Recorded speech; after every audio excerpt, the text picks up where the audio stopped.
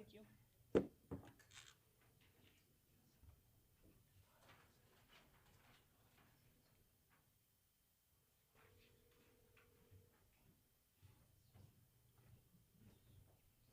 Hi, Glennis, it's Jamie. Hi, are you ready to be transferred in? Okay, okay, thank you.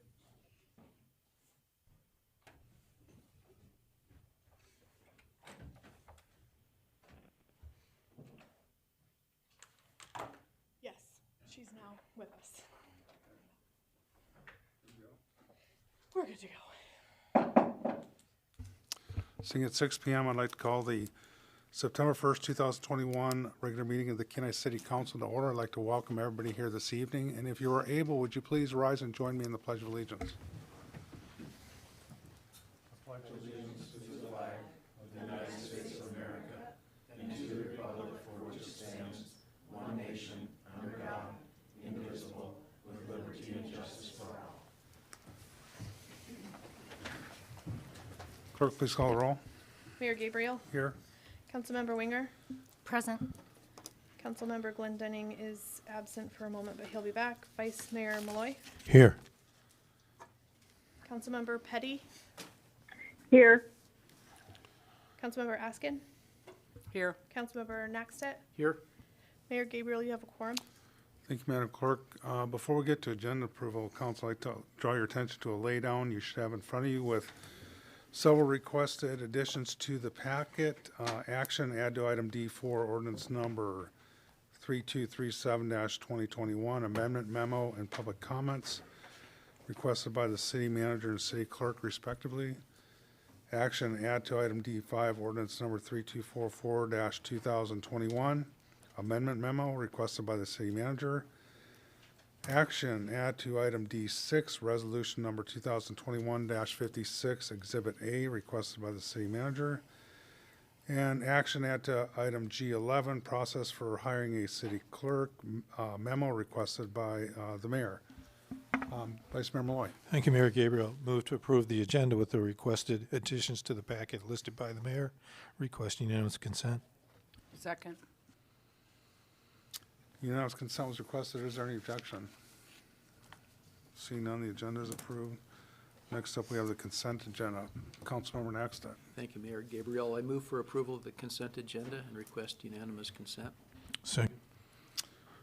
Is there anybody from the body that would like to amend the consent agenda at this time? Seeing none, clerk, would you please read the consent agenda into the record? Thank you, Mayor Gabriel. Tonight on your consent agenda, you have approval of the regular meeting minutes of August 18th, 2021, put forth by the city clerk. Approval of bills to be ratified, brought forth by the administration. Approval of non-objections to marijuana license renewals for Kenai River Cannabis, Urban Extracts LLC, and Peninsula Botanicals, brought forth by the city clerk. Introduction of ordinance number 3238-2021, accepting and appropriating an interlibrary loan cooperation grant from the state of Alaska State Library for the Kenai Community Library Story Walk project, brought forth by administration with a public hearing on September 15th. Introduction of ordinance number 3239-2021, increasing estimated revenues and appropriations in the general fund, police department, and accepting a grant from the Department of Justice, passed the Alaska Internet Crimes Against Children Task Force for the purchase of forensic software, brought forth by administration. The public hearing on September 15th. Introduction of ordinance number 3240-2021, amending Kenai Municipal Code section 2355030, qualification pay, to amend the salary ranges to accurately reflect recognition pay and entitlements, brought forth by administration, with a public hearing on September 15th. Introduction of ordinance number 3241-2021, declaring that T5 North, Range 11 West, Section 6, Seward Meridian, KN 0002970, original town site of Kenai, Lot 3, Block 8, also known as 604 Inlet Street, Kenai, Alaska, whose last record owner under Borough Assessment Records was Peter F. Meising, whose address is P.O. Box 8134, Nikiski, Alaska, 99635-8134, and estate of Peter F. Meising, care of Dale Delifka, P.O. Box 498, Soldotna, Alaska 99669-0498, shall be retained by the City of Kenai for a public purpose, brought forth by administration with a public hearing on September 15th. Declaring that T5 North, Range 11 West, Section 5, Seward Meridian, KN 0002970, original town site of Kenai, Lot 3, Block 20, also known as 905 Mission Avenue, Kenai, Alaska, whose last record owner under Borough Assessment Records was Keith K. Knight, General Delivery, Kenai, Alaska, shall be retained by the City of Kenai for a public purpose, brought forth by administration with a public hearing on September 15th. An introduction of ordinance number 3245-2021, authorizing a budget transfer in and increasing estimated revenues and appropriations in the Congregate Housing Fund for the purchase and installation of equipment to provide residents basic television and wireless internet service, brought forth by administration with a public hearing on September 15th. And that's your consent agenda. Thank you, Madam Clerk. Is there anybody from the general public that would like to speak to any item that is on the consent agenda which was just read into the record? So that's what was just read into the record. If there was any items you want to speak about there, please come forward. Seeing none, we'll bring it back to council. Unanimous consent was requested. Is there any objection? Seeing none, the consent agenda is approved. Next up, we don't have any scheduled public comments this evening. So next up is unscheduled public comments. So if you would like to address the council at this time on any item that is not on the agenda or consent agenda, this would be the appropriate time. Thank you.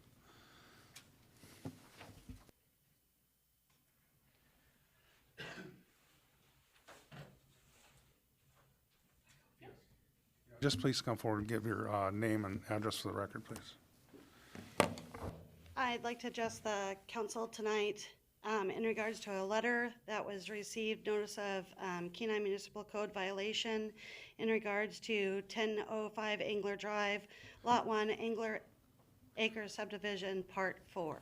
Excuse me, could you give us your name and address for the record? My name? Yes. Address? My name is Suzanne Lagasse, 48940 Wendy Lane, Soldotna, Alaska. I'd like to address this City of Kenai Council tonight regarding complaints filed against businesses located at 1005 Angler Drive, Kenai, owned and operated by Jason Foster and Cindy Hanna as Foster's Landing, LLC. I would like to issue a dispute against the claims and against the complainant, although I do not live in Kenai, but either does the complainant, thus my dispute against the claim, should hold equal weight. I have visited this establishment as Jason Foster and Cindy Hanna's friends are friends of mine. I can tell you firsthand that this is a case of bullying from a neighbor, an attempt to discredit an amazing service to the City of Kenai. Should the city continue to give these complaints merit, as it appears they have? Foster's Landing LLC is not a party town, as complaints would allude and have you believe it to be. Quite the opposite. In fact, it is a well-run, smooth operating, bend over backward for their guests and clients business, and should the City of Kenai's be one of the City of Kenai's hallmark businesses. Jason and Cindy are some of the kindest people I've ever had the privilege to meet and call friends. I am beyond shocked that the city would not show more due diligence than acting on mere hearsay, as I am confident in stating that not one person from planning and zoning, nor from this council, has stepped foot on this property, nor taken the time to do any research in this matter.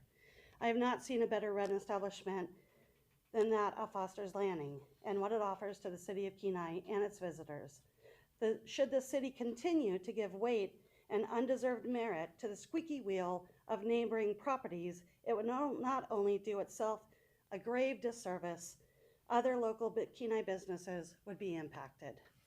A bit of research on Foster's Landing. Let me enlighten you. TripAdvisor gives them a 5-star rating. Facebook reviews give them a 5-star rating. Agoda gives them 6 stars, Trip.com at 4.5, and Booking.com puts them at the top 10 best hotels in this area. Seems to me this is not a business the city would likely to lose by revoking a conditional use permit based on a squeaky wheel neighbor. I would be more inclined to believe the thousands of reviews on this established over one pissed off, nosy neighbor. Further research on Angler Drive shows that 47 properties located along Angler Drive, 22 of those properties owners listed a different city, not Kenai, as a property owner's address, one of which is the complainant. With an additional 3 that don't live there, puts the usage of Angler Drive primarily non-residential use. I am a resident and employee of the city of Saldana, and I can not tell you how many times I hear the city of Saldana is way easier to deal with than the city of Kenai for business owners and developers. I will leave you with this one question to ask yourself. Is this the reputation you want for Kenai, for your city, for your home, to be difficult to deal with? Is that fulfilling the pledge you made to this city when you took the seat you're now all sitting in? Have you done your job? Have you served your residents? Have you protected the city's asset to the best of your ability? From my standpoint, based on these letters and the facts that I've seen recently, I would say no, you have not. You have failed. I yield my time. I'm sorry, would you mind taking questions would you mind taking questions if anybody has sure. any? And was it Ms. Legassi? Could you, your last name again? Legassi? Legassi, that's what I thought. Councilman Winger. I would be interested in just knowing more about this, because this is honestly the first I've heard of this, or that we don't see the violations before they're sent out. So this would be the first that I myself have heard about this, so I would like to just have more knowledge of the situation myself. So, Are you asking me to yeah, give- I mean, I would like to know what the violations were that were listed in there. I'm not familiar with the business, I'm not familiar with this, so just a little bit more back of this violation, what it was entailed, why. Well, the violation was that they were violating the conditional use permit by having neighboring properties come over and eat and drink and listen to live music, quote unquote.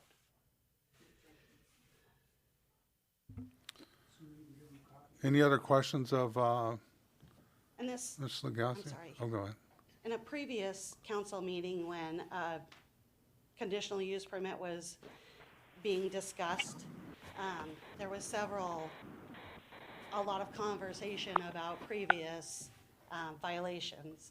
None of them which were specific, all of them were based on hearsay, all of them were based on neighboring properties too, and specifically.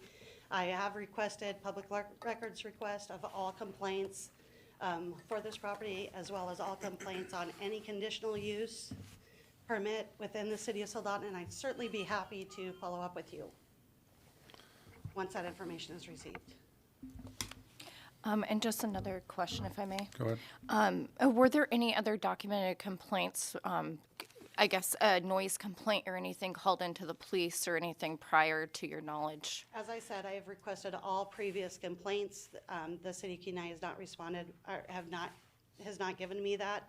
Once I assimilate all of those complaints, I can certainly come back to the next city council meeting and give you an update on all of those complaints. Be glad to do that. Thank you. I appreciate your time. Thank you. Any other questions of Ms. Legassi? Seeing none, thank you. Thank you. Is there anybody else from the general public that'd like to address the council at this time on any item that is not on the agenda or consent agenda? Please come forward with your name and address for the record, please.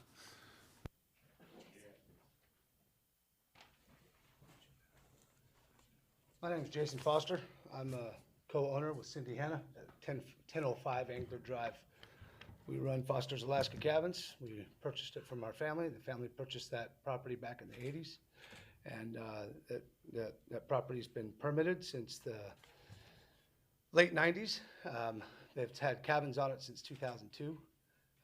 The cabins have been run as a different type of operation, but we started in 2016. We had some issues with the city and some violations in 17, 18, and 19. We resolved all that. We have the paper right here, and Scott knows all about it. There were some complaints, so we made some accommodations to make sure that we were being fair to the neighbors. So we have plenty of additional restrictions beyond anybody else on that street as it is already. The two violations in question, one of them is a DEC violation. That one's a really easy one. We've constructed and been done with the system that will accommodate all of our cabins. The engineer has not submitted it to DEC. I had answered some final questions there yesterday. He's submitting it to DEC on Monday, and he'll be CCing Ryan Foster for that. And we have way more system than we even need, so that's not going to be an issue. The second violation is the reason we're all here. The second violation was, like she said, they found us in violation of our conditional use permit for having people from other properties over to our property to eat and listen to the live music. And I don't understand where that line is drawn. I then asked him if I could have my family there. He said, yeah, that's fine. So maybe he needs to make me a list of who I'm allowed to have there and who I'm not, but I think that the point here is that I'm not gonna stand for people telling me who can eat dinner on my property and who can't. That's not gonna happen. So I'm here to discuss the May 6th allocations against me that everybody had. I watched that. That was painful to watch. And city council ate it right up that day. I was not too pleased with that. They barely passed a conditional use permit because they, called me the bad apple the whole time. I mean, with that, I guess all I can say is that, the culture of Angler Drive is the same as it has been for the last 30 years. It's a fishing business. It's a sport fishing business. It's a tourism business. And that's what we're into. And we run a very clean, smooth operation. We have 2,000 guests a year, and I'll get every one of them out here because they'll all say the same thing, that they're making absolute memories and having great times, and they're coming back every year because they love it so much. And these are people of all ages. These are families. This can't happen with all the allegations that you guys have heard previously about us having a party down there. Even in 19, Scott Bloom said that Jason needs to run this as a cabin and tourism business, not as a party and a concert, which I very much refute. And I think that if Scott Bloom spent any time down there, he might understand that that's not exactly what we're doing, and we're providing a great service for the tourists. I've spent $180,000 a year at Three Bears, tens and thousands of dollars at Walmart and Safeway, all in the city of Kenai. We pay $30,000 a year in taxes. I don't think our neighbors are quite hitting that mark. If you guys want revenue in the city of Kenai, then let us do our job and quit trying to nitpick us for every little thing that the neighbor says. It states right in your own code that there has to be an investigation done to find a violation. So I would like to find out from Ryan, who's not here, I guess, if there was an investigation done before these violations were sent to us. And, if not, I'd like them withdrawn, because that's right in your city code. I furthermore will just say that, we have shown that we will help accommodate in any way that we can. In 2019, with the list of things that we had, and that's all on record as well, and we've shown that we'll help accommodate that. The neighbor, Mr. Richardson, who's been proven to make multiple false claims here and has been turned down from those false claims. His name is on every single permit as an appealant. He's a very much a problem, and he's there 6 weeks a year and lives in Wasilla. If that's who we want to cater to, that's fine. It's an absentee property owner. Mr. Foster, would you mind taking any questions from the I would love body? to, yeah. Any questions? Councilman Winger? Thank you for coming and presenting and also providing this for us. What was the date of the violation for the noise complaint is the one that you're here for? So what was the date of that violation? I just Do you received a know? letter yesterday, and Okay. I received it by mail, but I don't recall I don't know that it even stated what date that there was a violation. I believe it was much more general than that they just showed that we have been in violation of our conditional use permit by having other people from other properties there that weren't staying on our property to enjoy the food and the live music. And none of this really came up in the last 2 years. There's been no complaints or nothing until we had Hobo Jim there on the 23rd, and where we had maybe 50 people there to listen to Hobo Jim. Wasn't an event, wasn't advertised, wasn't on Facebook, it wasn't in any way advertised. It was for our customers. And it was and all our family came. I got a big family. She's got a big family. Everybody came to enjoy this. And from that point on, it was, I think that's where the violation was formulated. One more follow-up, please. Go ahead. Do you know about what time? And the reason why I'm asking is because I'm wondering if this falls within our code of noise hours. So if this is pre-10 o'clock, that's why I'm kind of digging in on the date. Do you know what time this event started and roughly got out? We started Hobo Gym from 7 to 9, but I would argue that there is no noise ordinance in the city of Kenai at this point. Any other questions of Mr. Foster? Thank you. Thank you. Hang on, Mr. Foster, Councilmember Naxton. Jason? Yes, sir. Yeah, the normal course I would hope would be, you get a notice of a violation or potential or something. Did you go talk to the planner? Did you sit I down called him. to get a clarification on it? Because it seems like you're not clear on what it is, and it seems like that would be something that he'd be able to clarify. I called him, and Cindy and I both talked to him yesterday, and his clarification was that he sees us leasing 5 cabins on our conditional use permit as having 5 cabins worth of intensity on every part of the property. And by having people outside of our 5 cabins eat and enjoy the music, we more intensified the property than what the 5 cabins would originally allow, if that makes sense. That was his clarification. Okay, well, if you're not satisfied with that, the next thing perhaps would be to talk with our city manager, Paul here. Yes, sir. And maybe have a meeting with both of them. We do intend to have, a few meetings on this.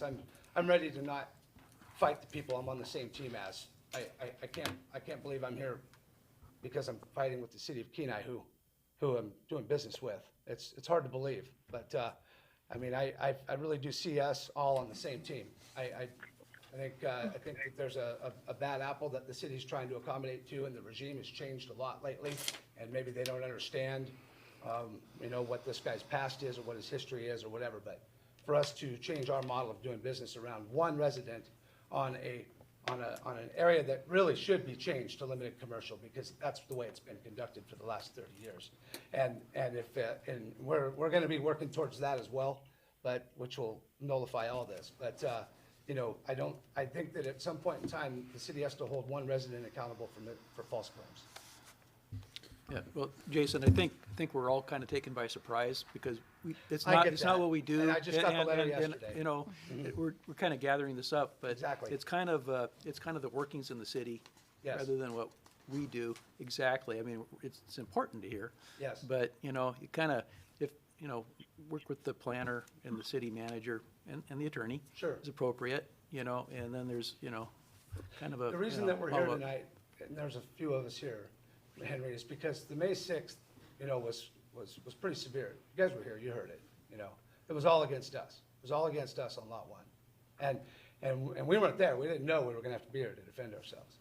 And so this is what city council heard about us, about our operation, about who we are. That's what city council got to hear. And I'm here to refute that and say, that's not us. That's not who we are. I hope city council will take into consideration the fact that there's 2 sides to every story, and we're one of them. Councilmember Winger.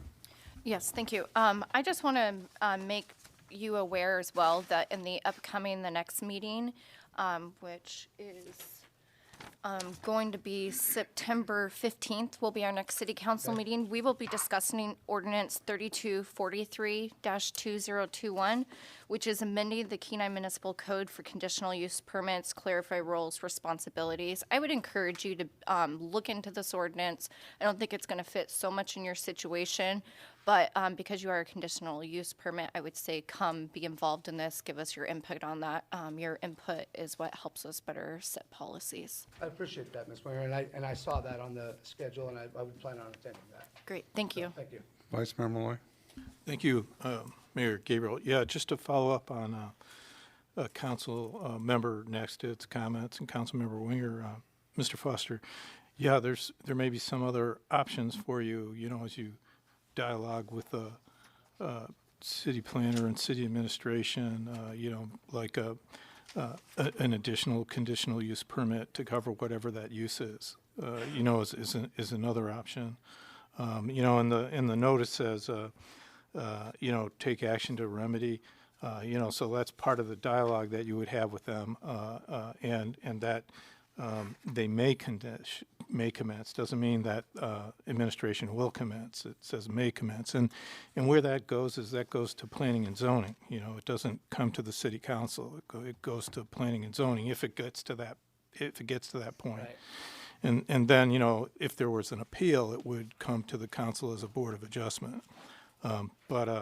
Yeah, like the others said, you know, we didn't have any personal knowledge of it because, you know, basically, I totally understand, you know, your frustration and anger with it, but if you look at it from a different point of view, they may not be treating you any differently than another business that has a complaint against it. There's a process they have to go through, you know, and you certainly have the opportunity to make your case. Sure. You know. I with believe that you're right. correct and that So- the city of Kenai is not necessarily singling us out. Right, to be and honest. so- But I also believe that the neighbor is forcing the city to single us out. I mean, how many times has one facility went to another facility to have dinner down there on that property? You know, it's super common. Those neighbors are all the time. I've been to other facilities down there for dinner. You know, our guests have gone down there because they're having something special or whatever. And so we go down there that night and nobody else cares. Yeah. Just because of our neighbors, we can. Yeah. And so the city is forced to single us out because of the squeaky wheels. And I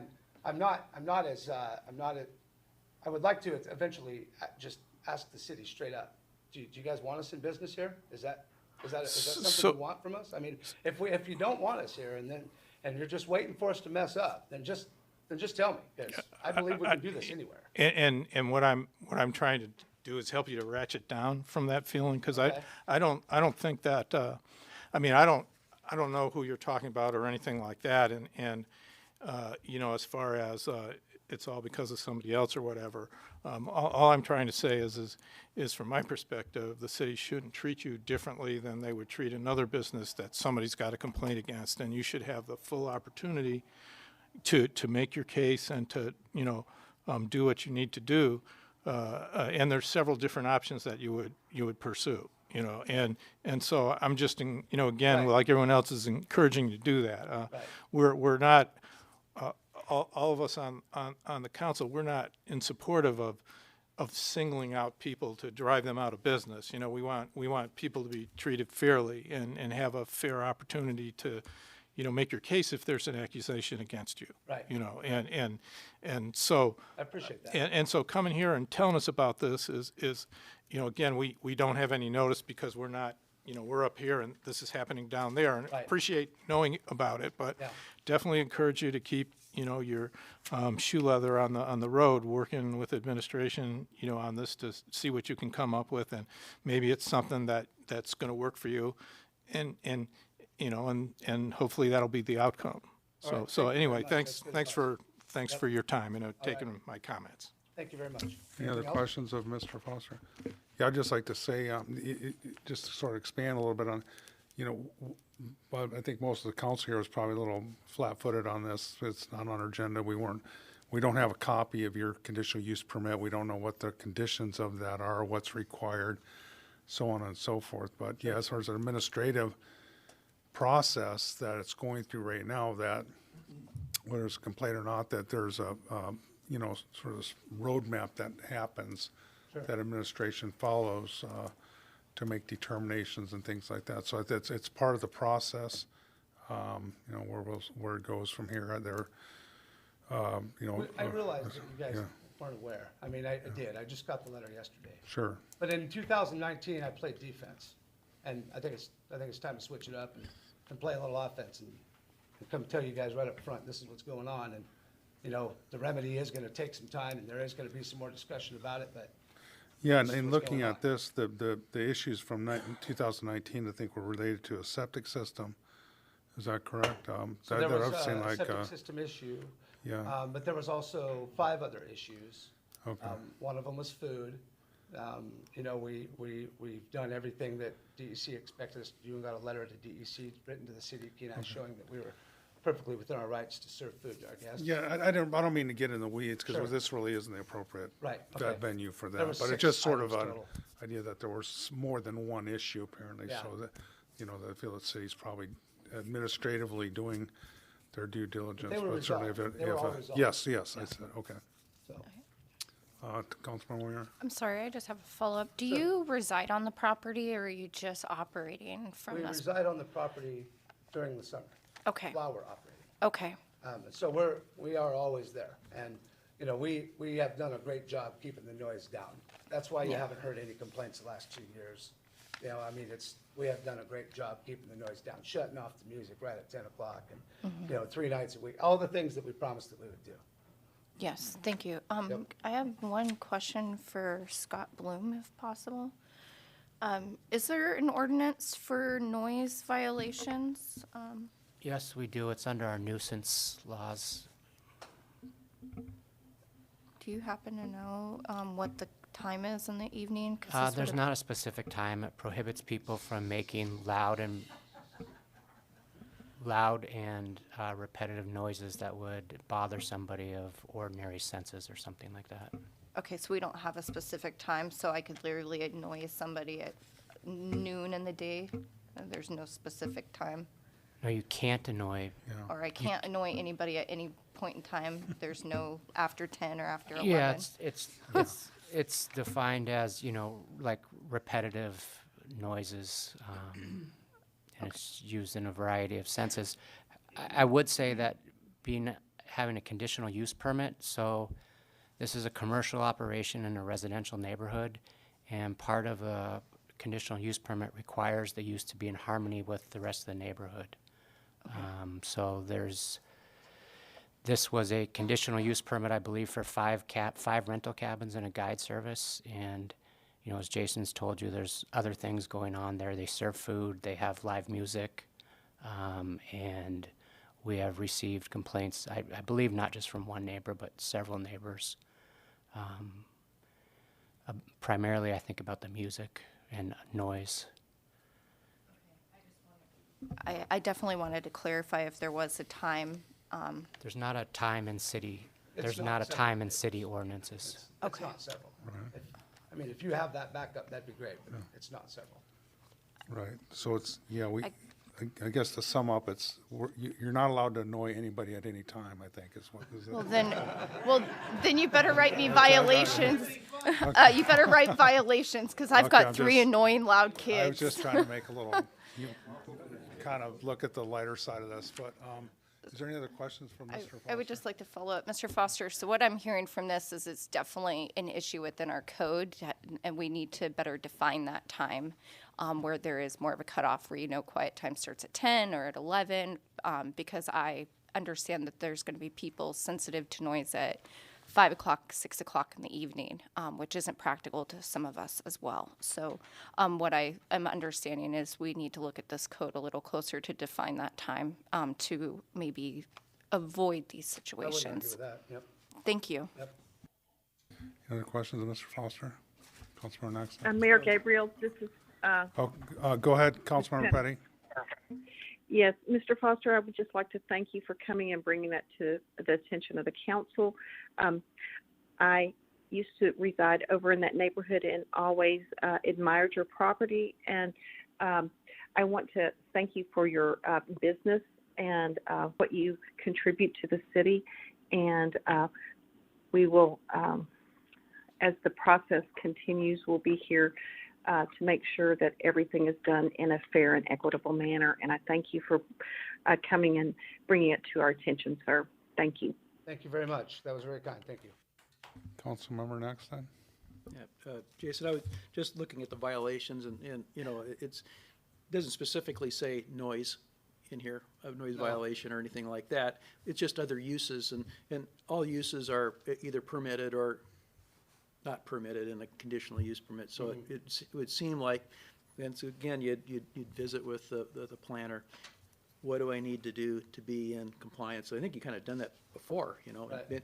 You can add something on there. We go to planning and zoning and go through the process.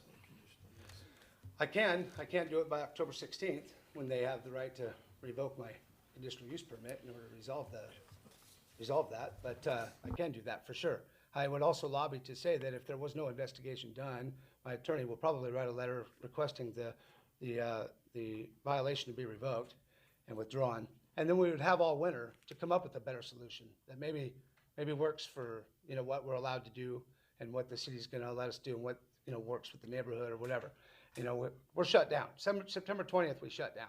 And the fight's easier to fight all winter long than it is to try and deal with, you know, right now as we're trying to shut down. So I agree that coming in and expanding our permit to include anything else that we're doing that is required to be permitted, and I don't think we're doing anything further that's requiring to be permitted. If we were having events, I could understand that, but we're not. We used to have a luau. We don't even do that. If we're not doing anything that requires us to expand our permit, that would be a Well, pointless. the remedy to the action is to not do it, and it sounds like that's what you're about to do, is not do it. So it sounds like you'd have the winter to go through the process. I'm not gonna be bullied into not letting people come and eat at our place that wanna come eat at our place though, Henry. So I'm not going to concede to saying, okay, people from other properties cannot come eat at our place. My best friend in the world, Brian Lowe, comes and eats with us every single night. And I'll be darned if you guys are gonna tell me you can't do it, or Ryan or anybody else. That's our property. We own that. And if that's what we wanna do, we're gonna do it. And if that's not okay with the city, then I know what we need to do next. So I'm just saying that I've conceded to many things, and I've made many compromises here, and that's proven and that's shown. But to ask me to compromise who comes over to our place for dinner, it's not gonna happen. Any other questions of Mr. Foster?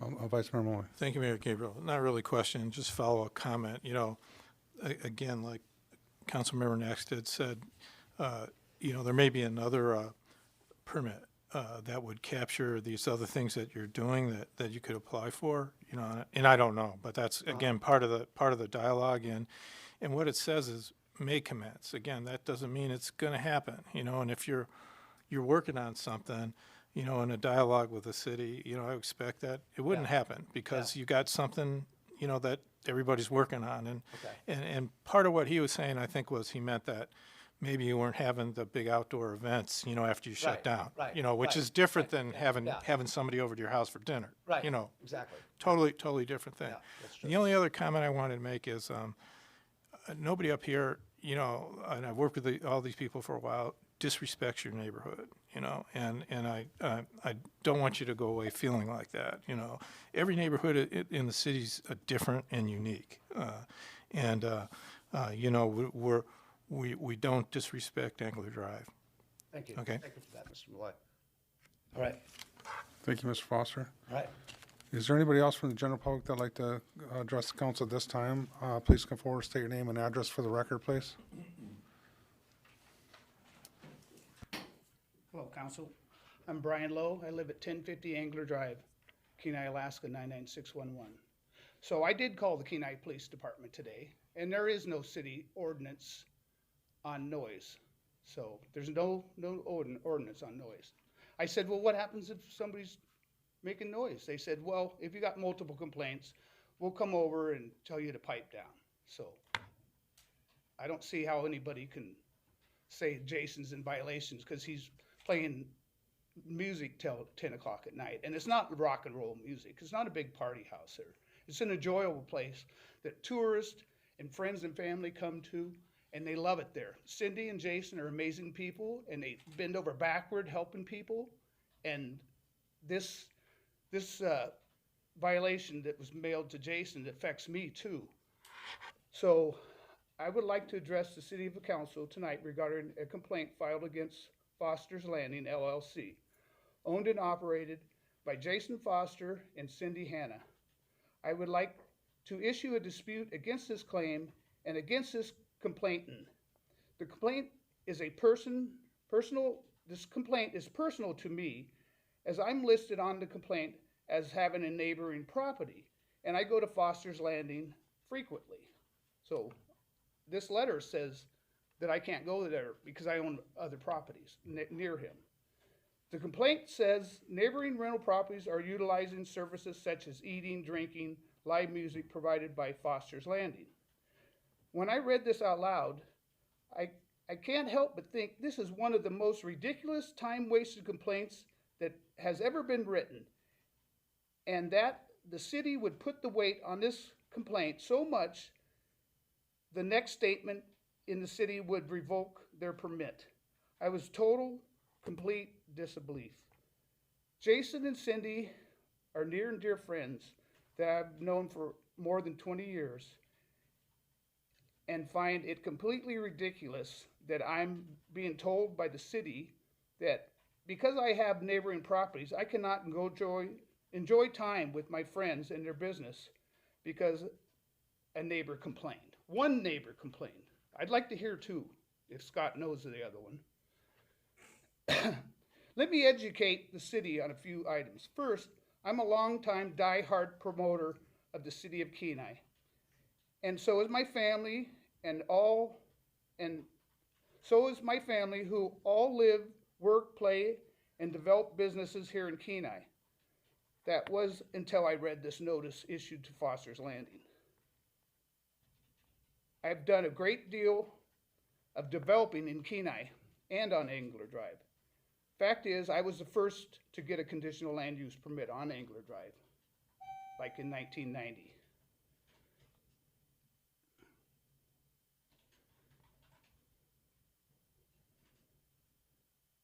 We choose where to grow our businesses. Does the city not want to grow and prosper? And when it was voted All-American City in 1992 and 2011, based on these constraints you have put on this local business, it would appear as the city does in fact want to push businesses out.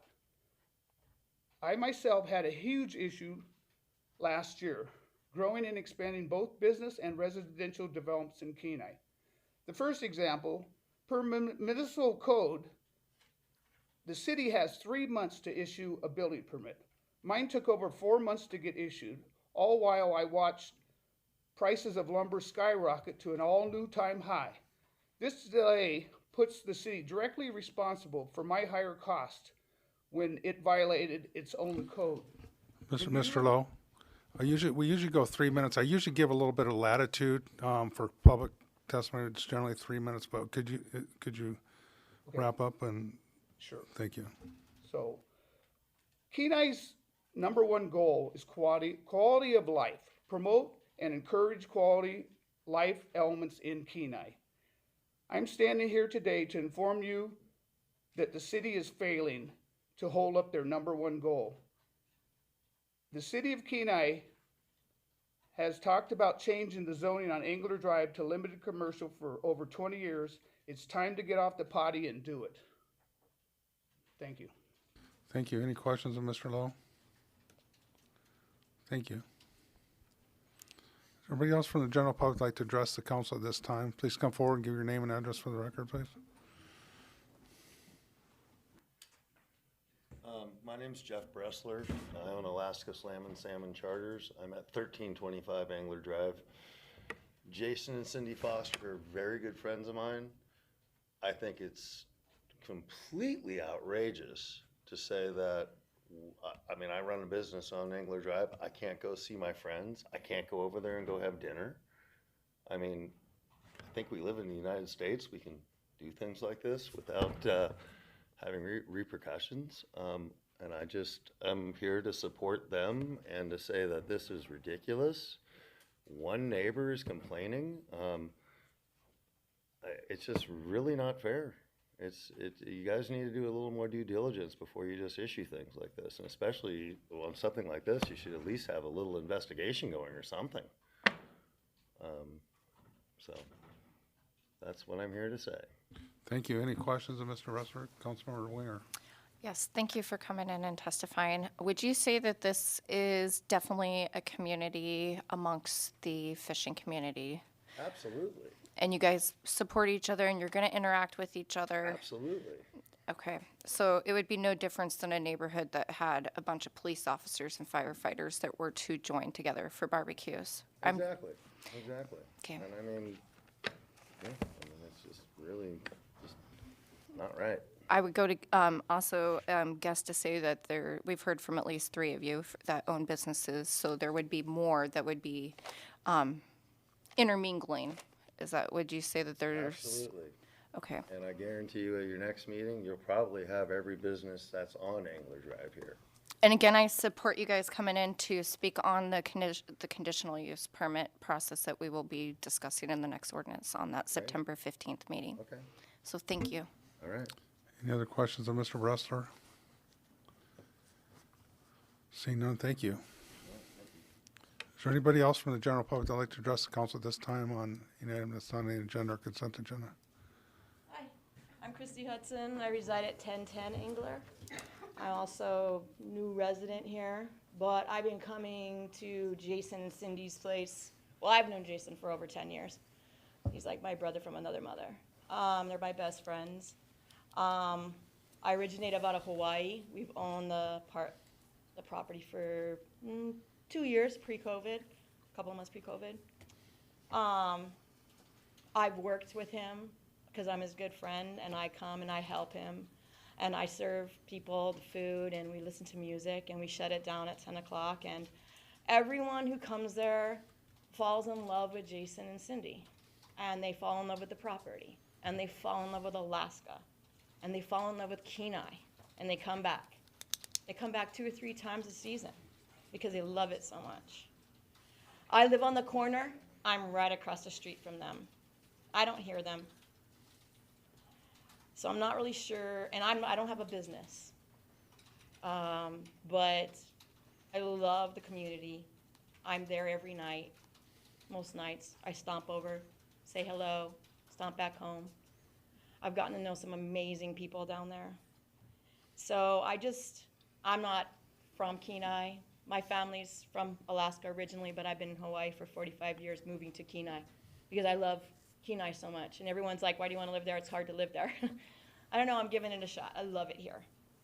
But I don't understand how just this person just gets to say that I can't go to dinner at my friend's house, or that the whole neighborhood can't get together. Or does that come over to my house? If I have my neighbors over at my house, am I going to be told I can't have my neighbors at my house? I mean, where does it stop? So that's all I got to say. Thank you. Any questions for Councilmember Winger? Yes, Christy, I just would like to say thank you for coming and addressing, and welcome to Alaska. Can you tell us maybe what drove you to looking at the Angler Drive? Was it that unity in the community? Yeah, I mean, my parents are originally from here, and I come back every year. Every year, my brother lives in Anchorage. I have a ton of family in Homer. My grandparents were major homesteaders in Homer. And it's always been inside of me. And I've been in both places, but when I came to Kenai, when I met Jason and I came to Kenai, like, I automatically knew that this is where it's going to be. Like, I'll die here, most likely. My heart, it's just an angler. 2 years ago, you know, I'd stomp around on his property with him, even before he was what he is right now, the Foster's Alaska Cabins. And then that property came up for sale, and it was just like, we have to figure out how to get this. I have to be here. I have to be on this corner in the middle of this because this place makes me very happy. Jason, the camaraderie, the people that come from all over the world to come to Foster's Alaska Cabins because someone told them, you're gonna have the most amazing time at Foster's Alaska Cabins. And you do. And to little tiny kids, to your 80-year-old grandparents, everybody's together as a family under the tent. And the making of the food and being together, you know, it's community. And it's creating an even bigger community because that's what Jason does. Jason and Cindy are just loving, caring people, and there's not much anymore I can say about that. Kenai is a great community, so again, I just want to say welcome and thank you for coming and testifying. Thank you. Councilmember Nextad. Thank you for coming tonight. And I was on planning and zoning when we considered a rezone of the whole area down there, just for some of the reasons I'm hearing tonight. But we suggested that, or I did, this, Jason, I think several of us, that, you know, maybe going in through the conditional use permit and changing that. And but what you can do as a community, a group of people in an area, is a rezone, and it's not that difficult a thing.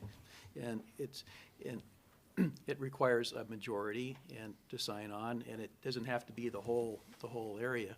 And I would suggest, since you're here, you folks talk about it and then talk to the planner to find out, what that area might be, if that's something you choose to do. And it happens around the city all the time. Perfect. So it's just another option. Awesome. Thank you. Any other questions of the body for Ms. Hudson? Seeing none, thank you. Great, thank you. Is there anybody else from the general public that would like to address the council at this time on any item that is not on the agenda or consent agenda? Anybody on Zoom can use the raise hand feature or unmute yourself.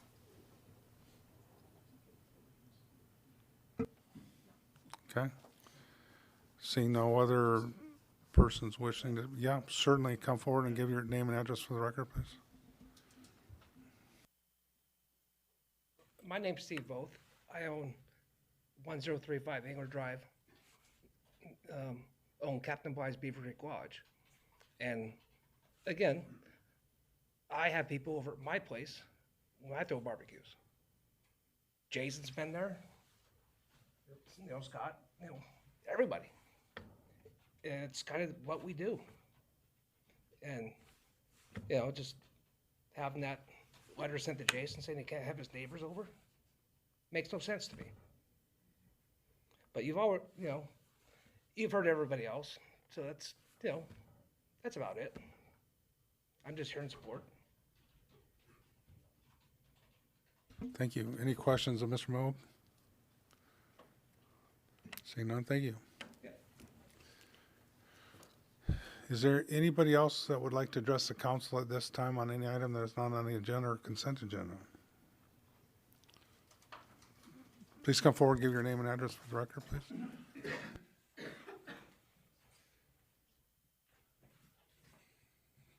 Hello, my name is Jack Foster, I'm Jason's dad, and my two brothers and I bought that property back in the early 80s, along with other property here in Kenai and gravel pits and road builder. I'm getting feedback. And can you hear me? Yes. And from the very get-go, this one particular neighbor that is causing all this grief that all of us are wasting our time on, this Mr. Richardson, from the get-go, he's given us nothing but hell. And so this is just some more of it. And I just hope that you guys and planning and zoning and everybody else will just realize that this is one burr under the saddle, and hopefully we can accommodate this through planning and zoning and through you people. So I know what Jason's doing. I know what Jason's doing over there, and I know how conscientious he is about shutting down. He doesn't let anybody overdrink. If anybody starts getting a little bit wild, he has them removed from the property because he's trying to comply with all the restrictions that he's been handed. So I'm here to support him and Cindy, and hope you'll all consider this all going away. Thank you. Any questions of Mr. Foster? Councilmember Winger. Yes, I just want to say thank you, Mr. Foster. I know you've done a lot within our community, growing our community, and that doesn't go unnoticed. So I just want to say thank you for your longtime commitment to our city. Okay, thank you. Any other questions or comments for Mr. Foster? Seeing none, thank you.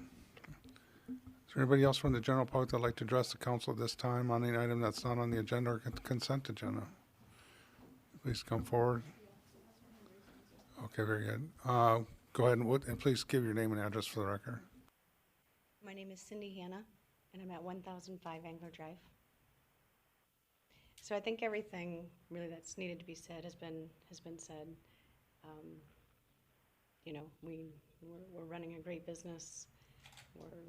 I know everybody talks about the live music. It's a guy and a guitar. That's our live music. It's not very loud. He's normally in the tent with us while people are eating and visiting. So it's not a party place. You know, the community, you know, just on Angler Drive, and the community of all the guests, you know, from all the different states, and everybody telling their fishing stories, and all the kids playing together. You know, that's the kind of atmosphere that we have there. So we love being there. We love Kenai. We just don't love the squeaky wheel. Thank you. Any questions of Ms. Hannah? Councilmember Winger? Yes, Cindy, thank you. I just want you to know I may be just a hair jealous because I have never got Hobo Jim to come to my house to do a private event. He's a little hard to get booked with, but you are exactly right. He's a man with a guitar. He's not pumping a loud sound system. And I would hope that you guys do participate in the upcoming meeting on that conditional use permit. And then I will work on the code for noise ordinance as well, so that there can be a defined time, so that there is something that's a little bit more enforceable on our end, and it gives you that expectation of a 10 o'clock or 11 o'clock quiet hour. I think that'll leave a lot of burden for a lot of people. But I think what you guys are doing is you're just trying to build community within your community. And I totally understand the fishing community. You guys are a community of your own. You guys stick together, you support each other, and I totally respect that. So I hope this is something that we can work on further for you guys to rectify this situation. Thank you.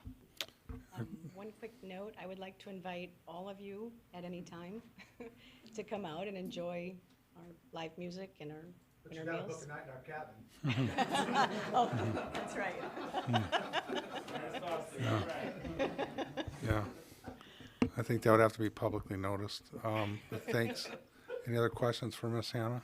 Comments? Thank you. See Ms. Hannah Aubry? Is it Autry? Ms. Hannah Autry, you have your hand up. Go ahead and address the council this time. Rachel Lowe.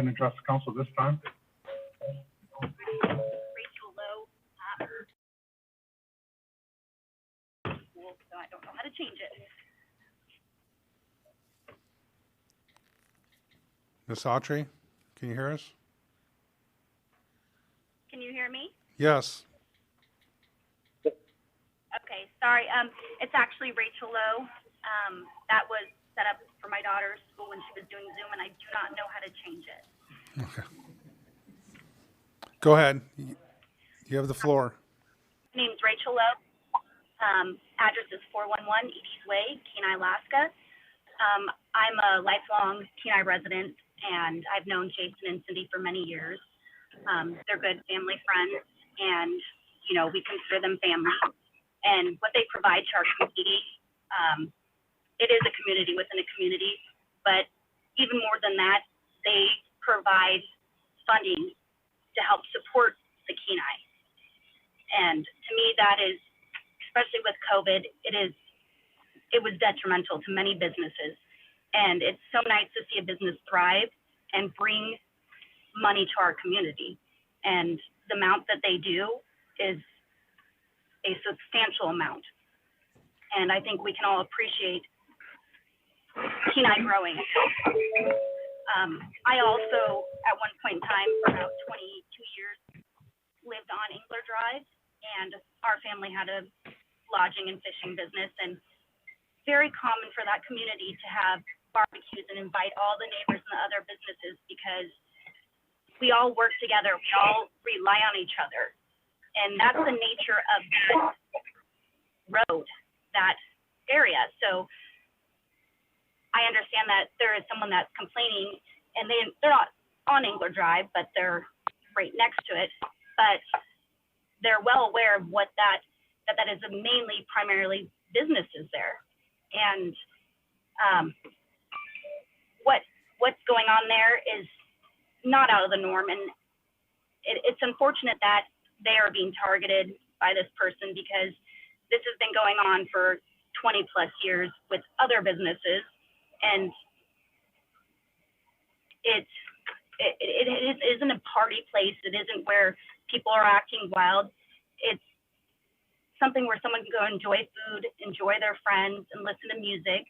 And the music, it's not foul music. I mean, you listen to all the teenagers and they have all this music that has profanity. It's discriminating against, women and whatnot. But this is good music and by good people. And no speakers, like Cindy said, it's a person with a guitar. And it's unfortunate that they're having to deal with this, but I hope the city can see what they bring to our community, because I know there's a lot of people that are rooting them on. Thank you. And that's all I have to say, because everybody has said everything else. Thank you. Any questions from Ms. Lowe? Seeing none, thank you, Ms. Lowe. Thank you, Ms. Lowe. Anybody else from the general public that'd like to address the council this time? Please come forward and give your name and address for the record, please.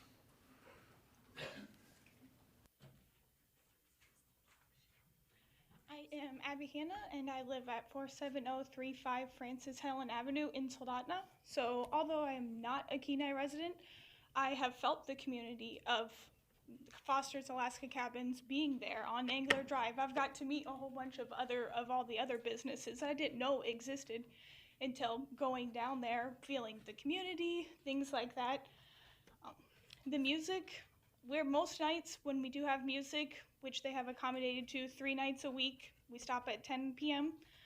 because of previous ordinances that we've had with other neighbors and make it work. I will attest that it is always done. There's an alarm set, so music is done at 10 p.m. Most nights you're able to speak over the guy with his guitar. It's not loud. There's nothing too crazy. So I'm here in just support of this. And this would also mean that I wouldn't be able to go and have dinner with my mom.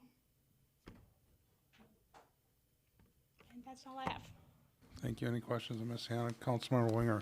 Yes, thank you, Abby. I know it's not easy to get up here and testify, so I just want to say thank you for getting up and doing that, and I hope you enjoy your family dinners. Any other questions, Council, for Ms. Lowe, or Ms. Hanna, sorry? Seeing none, thank you. Is there anybody else from the general public that'd like to address the council at this time on any item that's not on the agenda or consent agenda?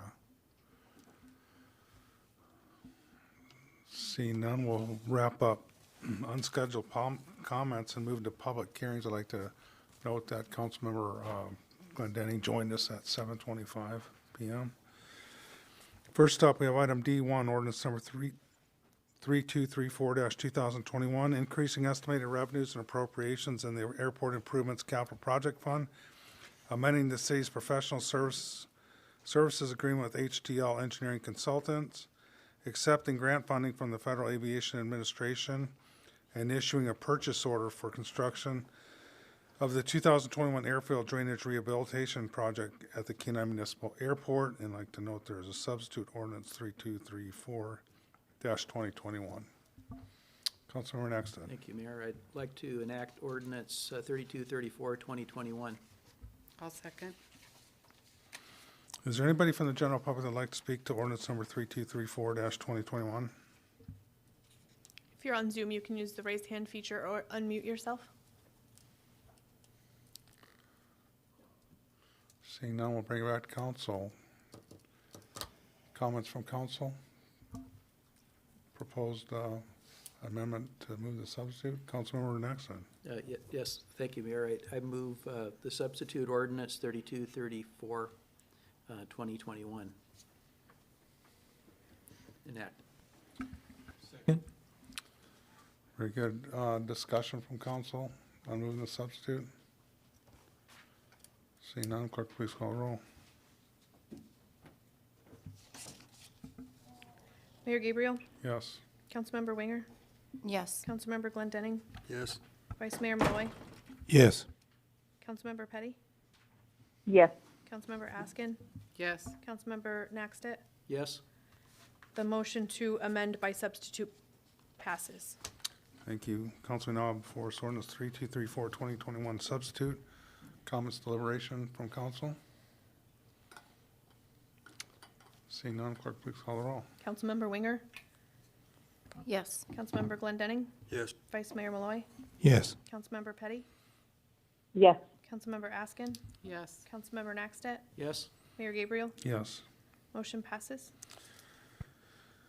Council, we're now on item D2, ordinance number 3235-2021, accepting and appropriating a grant from the state of Alaska for the purchase of library books. Pleasure, council. Councilmember Askin. I move that we enact ordinance 3235-2021. Second. Is there anybody from the general public that would like to speak to ordinance 3235-2021? Seeing none, we'll bring it back to council. Comments, deliberation from council? Councilmember Naxton.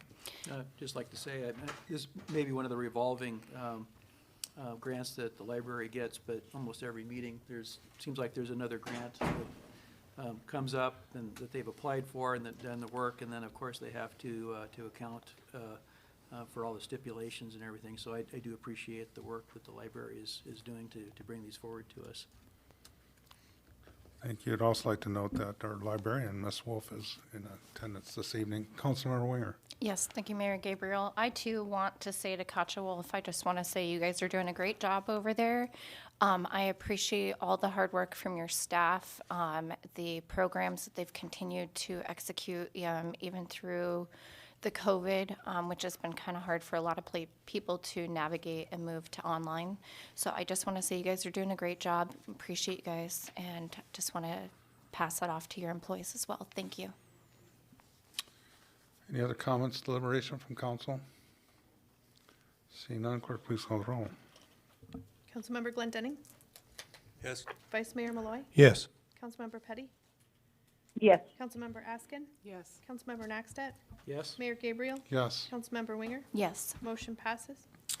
Council, we're on item D3, ordinance number 3236-2021, amending the official zoning map by rezoning T5 North, Range 11 West, Section 6, Seward Meridian, north, 150 foot of government lot 3-4 from suburban residential to general commercial. Pleasure, council. Vice Mayor Malloy. Thank you, Mayor Gabriel. Move to enact ordinance number 3236-2021. I'll second. Is there anybody from the general public that'd like to speak to ordinance number 3236-2021? Please come forward and give your name and address for the record, please.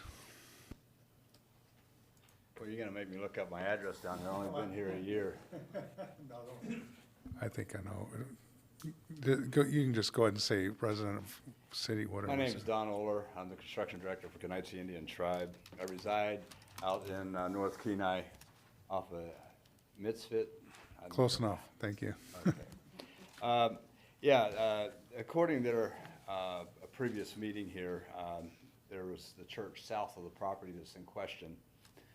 And they were wanting to know if we would replace the fence and maintain it. Well, we're not gonna replace the fence, we're gonna mend it and look at almost like brand new. But the fence will remain on the church property.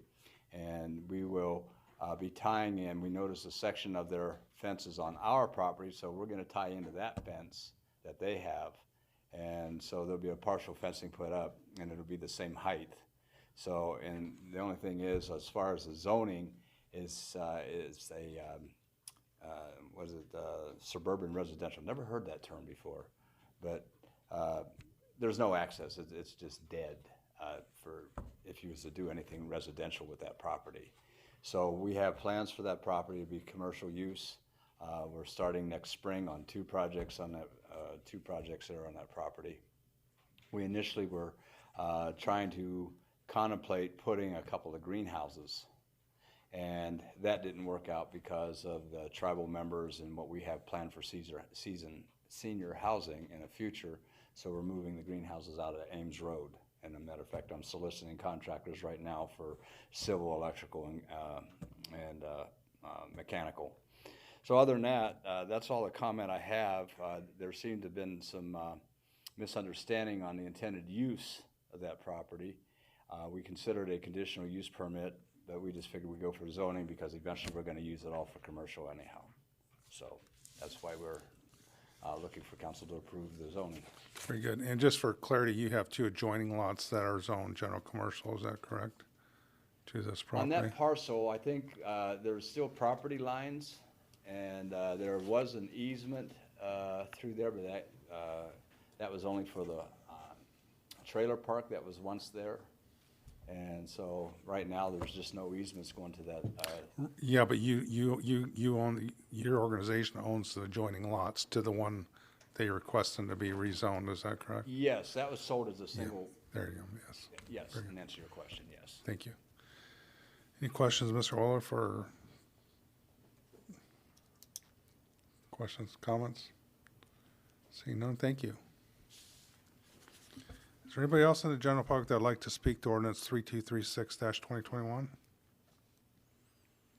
If you're on Zoom, you can unmute yourself or raise your hand. Seeing none, bring it back to Councilmember Winger. I was just hoping we could get a 10-minute at ease to allow Jim to rejoin us. Sure. Thank you. Take a 10-minute at ease.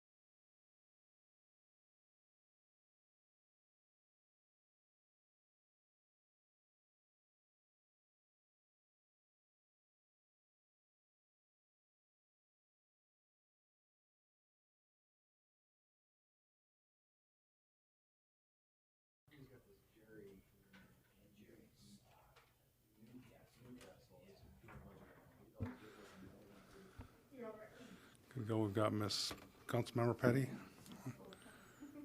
Councilmember Petty, are you still there?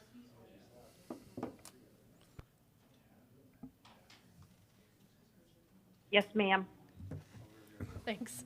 I'd like to call our meeting back to order.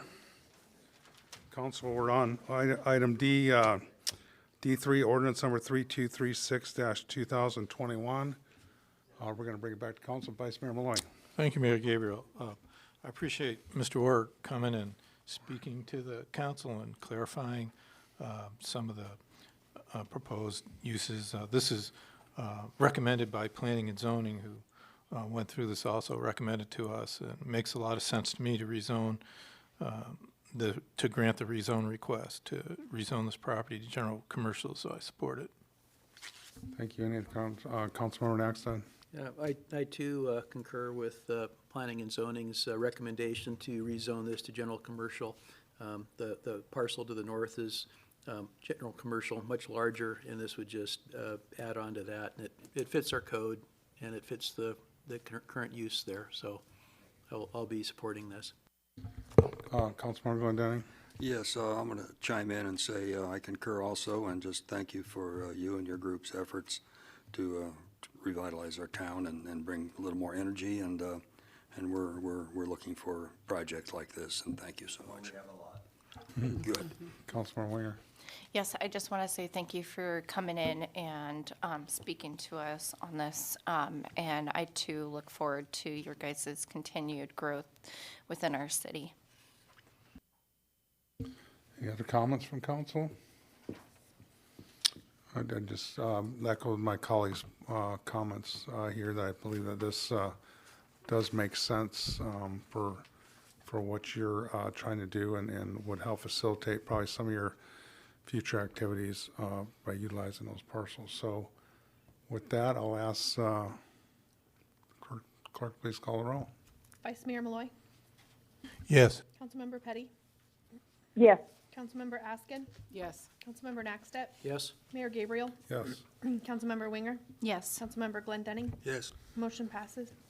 Council, we're on item D4, ordinance number 3237-2021, increasing estimated revenues and appropriations in the general fund land administration department to provide funding for a Kenai waterfront revitalization feasibility study. Pleasure, council. Councilmember Naxton. Vice Mayor Malloy. Thank you. Mayor Gabriel, move to enact ordinance number 3237-2021. I'd like to second that, please. Thank you. Is there anybody from the general public that would like to speak to ordinance 3237-2021? Again, if you're on Zoom, you can use the unmute yourself or use the raise hand feature. Seeing none, we'll bring it back to council. Deliberation comments from council. Councilmember Winger. Yes. There wasn't I guess the whole scope of the picture that was delivered to us in the work session that we had. I felt like in those discussions that we really focused and talked about one particular property and not the 24 properties. So my understanding from reading through this is 10 out of the 24 properties are cities.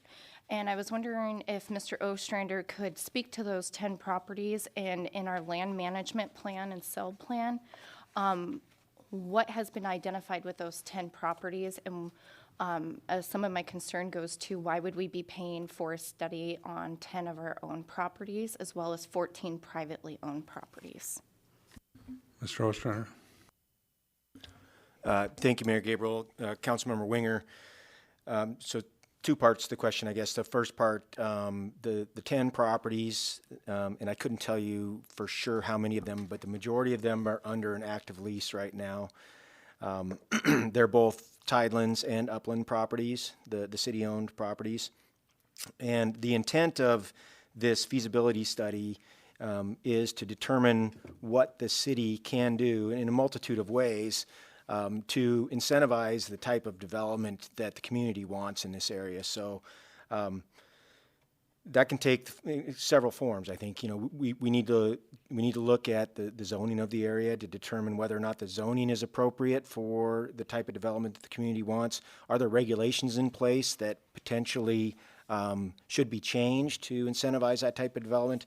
And then the third part is to really look at whether or not the city should look at some type of public-private partnership where the city can participate in some manner through the extension of infrastructure or something like that to incentivize that type of development. And the reason that we focused on this area, you know, which includes the 10 city properties plus the private properties, the primary reason is because the comp plan specifically indicated that that's an area that the city should look at to see if there are revitalization strategies that we should pursue. So hopefully that answers your question sufficiently. Yes, and I have a follow-up to that. If we're going to be doing this study, who would be doing it? Is this going to be someone within our community, somebody in state, or are we going to be sending this money to a business out of state? Mr. Ostrander. Through the mayor, Councilmember Winger, it'll be a competitive RFP, and we don't restrict firms, regardless of their location, from bidding on the project. If I were to speculate, I would say that this will likely be the contract would be issued to a firm from the state of Alaska. Whether or not it would be on the peninsula or from outside the peninsula, I can't tell you. But it is a competitive process, and we don't restrict who can bid on these RFPs. Thank you. I just would like to give a little comment. So I fully support working with private landowners and having a private partnership that we could offer incentives. I have a deep concern to spend $95,000 to do a study on 14 private lots, and in turn to tell them that this is our vision or what we would like to see developed on their private property.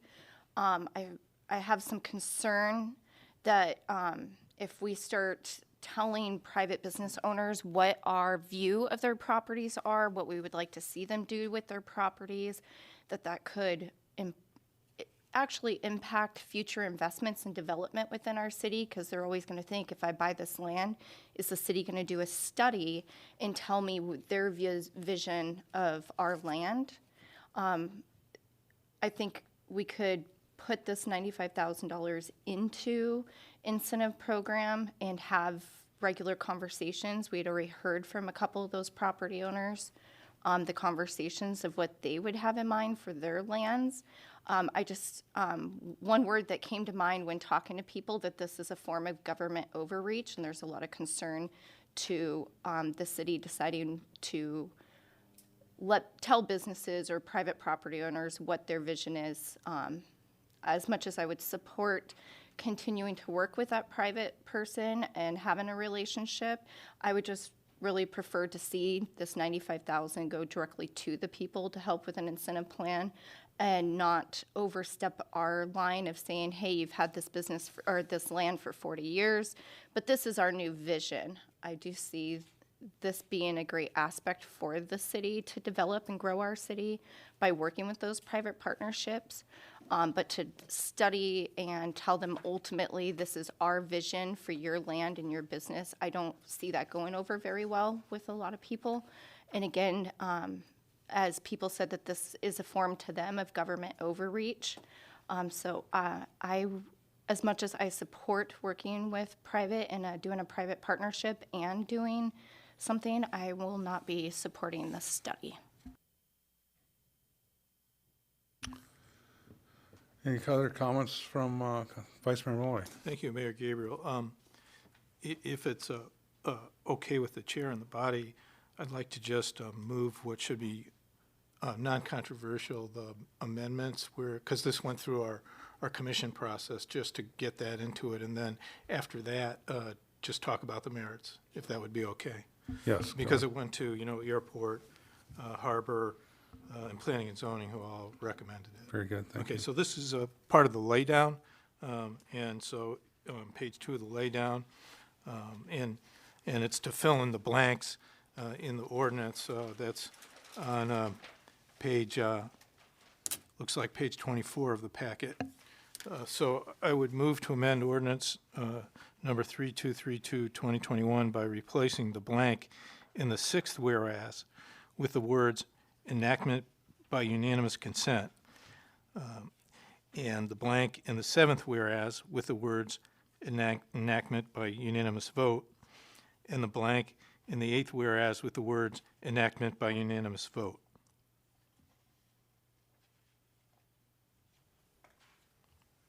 Is there a second? Yeah, so that would be, Second, request unanimous consent. Unanimous consent was requested. Is there any objection? Seeing none, the motion is to amend is approved. Vice Mayor Malloy. Thank you. Yeah, I do support funding the Kenai Waterfront Revitalization Feasibility Study. I look at this as a little bit different than my colleague, Councilmember Winger. You know, I look at this as more being an inclusive process, and I think that's built into the,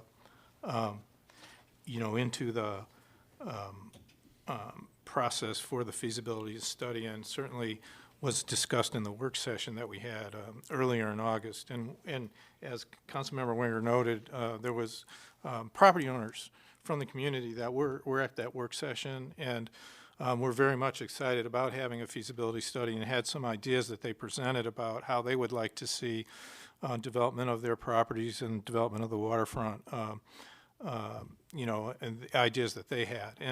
And so I don't see the outcome of this as being telling people what they can do with what they're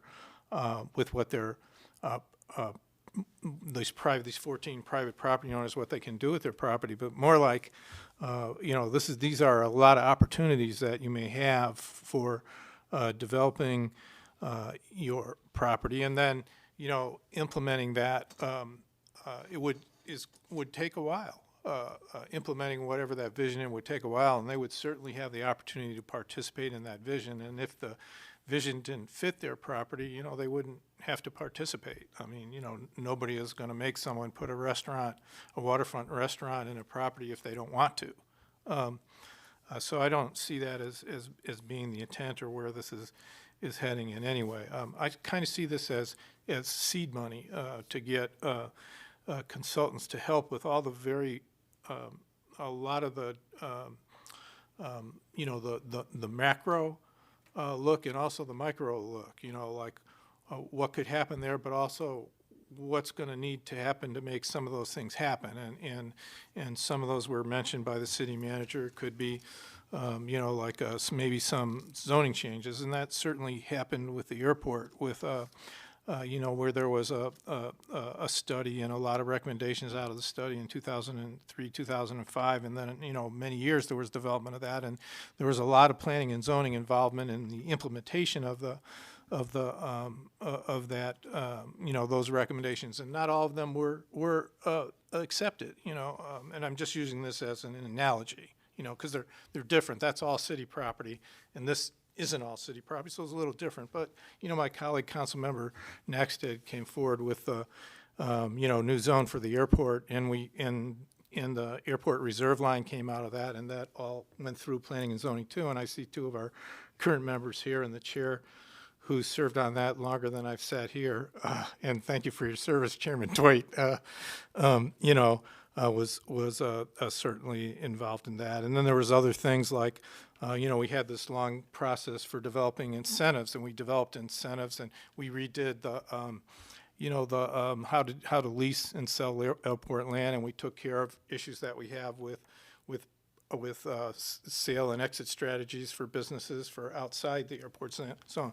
So none of this is going to happen at once, but it is positive in my view for the development of our city and for, you know, for that area. And so I certainly support spending this money to help us get there. Thank you. Councilmember Naxton. I think I drew first. Thank you. Yeah, I'll be supporting this, and feasibility studies. I mean, big companies can do it, but you know, municipalities, cities, governments do feasibility studies all the time, and they should. And The city of Kenai is no different there. There's a scope or a draft RFP included in our packet, which is quite well written, which includes engagement with the Kenai community to develop a vision, core concepts, and so forth. It's a fairly long process that will include the property owners, the people that live here in the city and outside of the city that might use it, the area. And it's really just a concept. It's not any kind of a dictation of what somebody's going to have to do on any particular parcel. Matter of fact, the city really can't make them do that anyway. But I'll definitely be supporting the study. And by the way, there's some more amendments too that were included there. That was not your intent to. I thought I got it all by. Yeah. That just explains where it will read. Yeah, but never mind. Councilman Glendenning. Thank you, Mayor Gabriel. I'm excited about the prospect of reimagining, re-envisioning our waterfront. And one concern is that are we inclusive enough?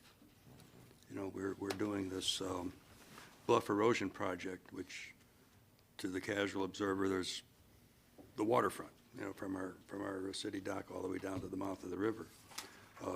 Can we include some aspects of our revitalization to embrace those properties that we are going to be saving with the Bluff Erosion?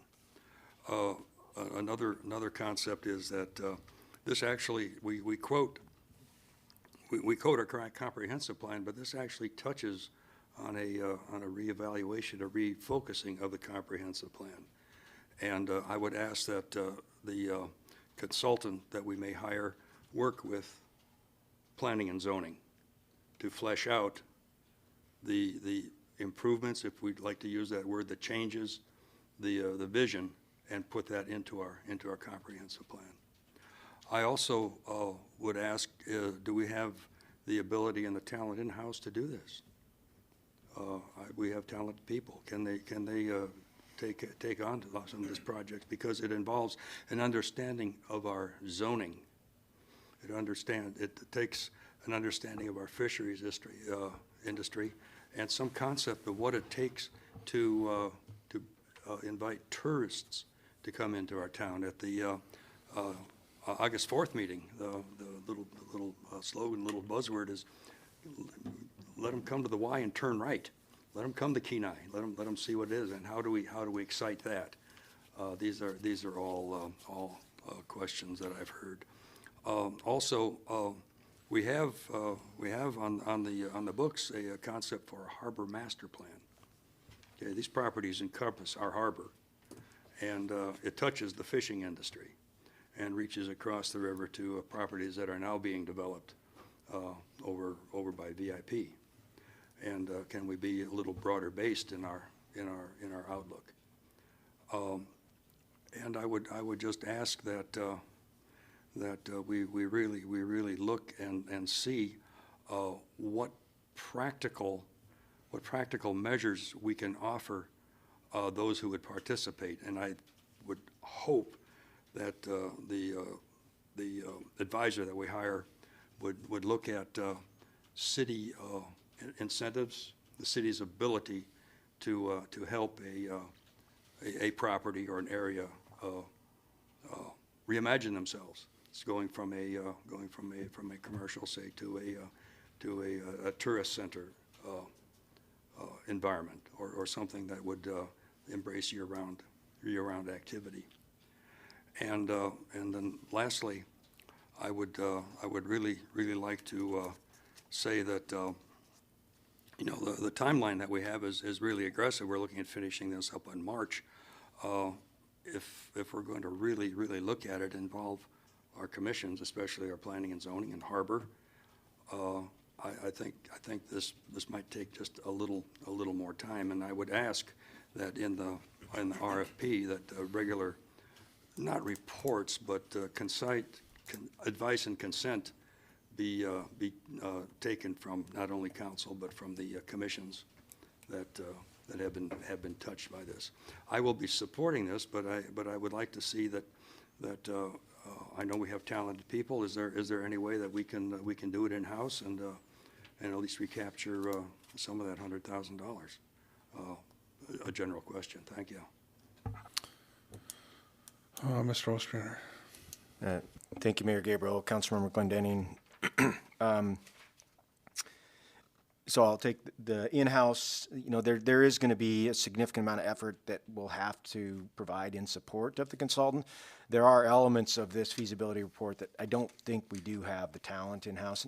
Not that we couldn't do it, but I don't think that we could do it as well as a consultant could. And a couple of those things, the economic strategies, particularly public-private partnerships, it's a really complicated structure, and it's something that we would rely on our consultant to help us determine how best to approach that. We've looked at that over the last 6 months or so, and we've come up with some of our own ideas internally, but I think a professional looking at that and helping us out with those economic strategies are going to be important.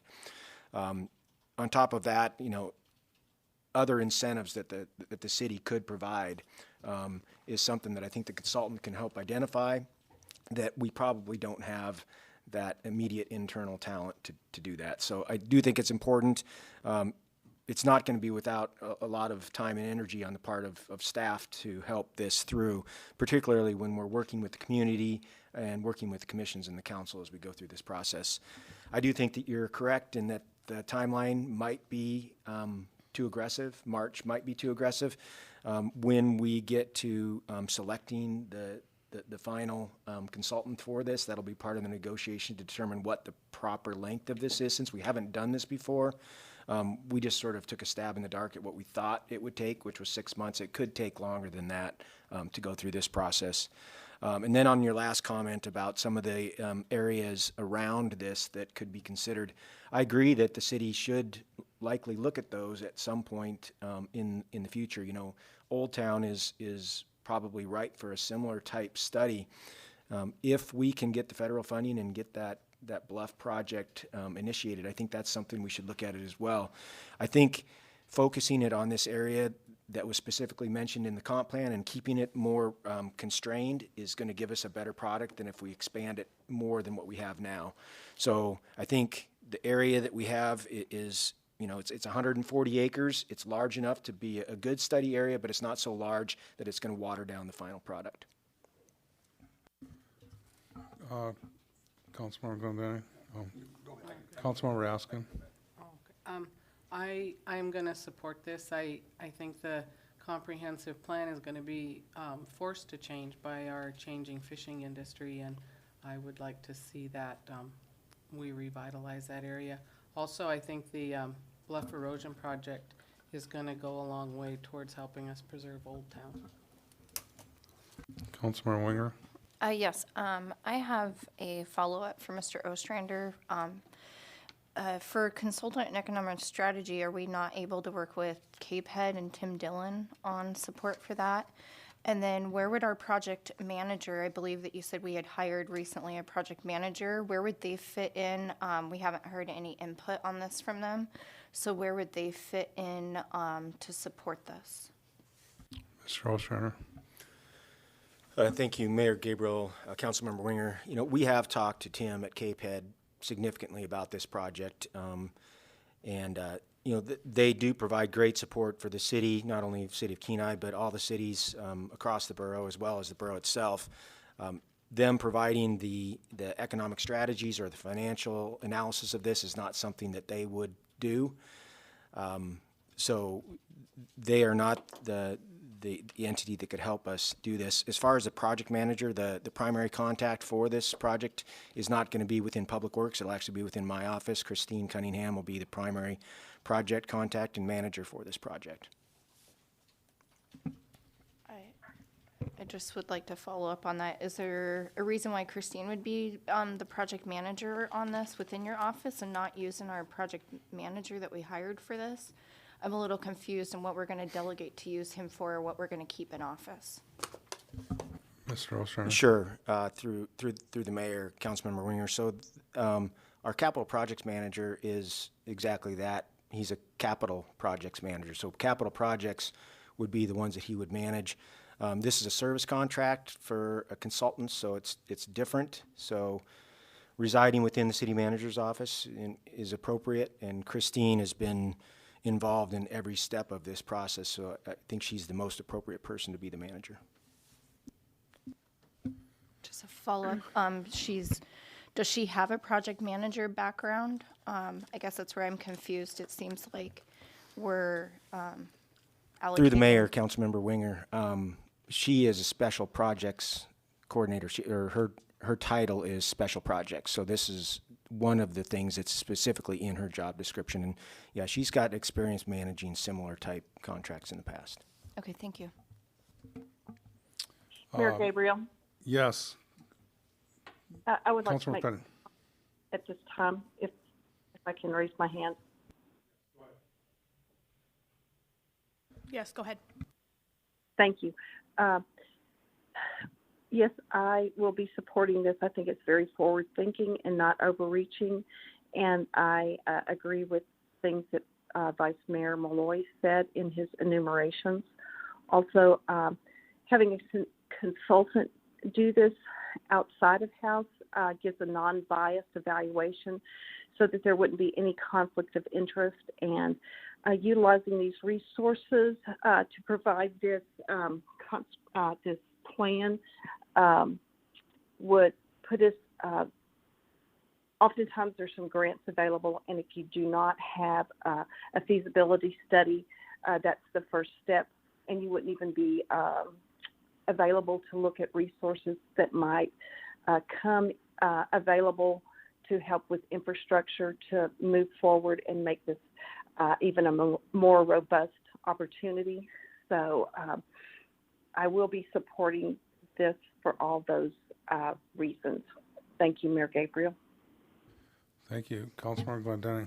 Yeah, just to finish up my comments, we have a lengthy and complex analysis going on with 300 some properties that the city owns. For the initial approach was sale and leasing. I believe the operative term now is management of the lands, and I'm wishful thinking is that the properties that are mentioned in this document that the city owns are also being looked at in that document that's being prepared. So perhaps this initiative will cause us to update the management plan for the 300 some properties that the city owns, and may cause a delay, say maybe into November before we see that work product.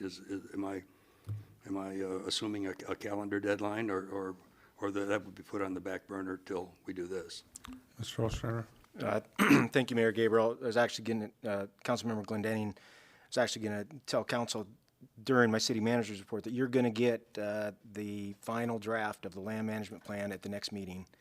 And we're going to ask council to schedule a work session for the week after the municipal elections, so that we can invite the council member elects along with the city and council members to a work session to introduce the land management plan in its final draft form after council's waited for 3+ years to get that. So yeah, we'll be bringing that forward. I don't anticipate that this will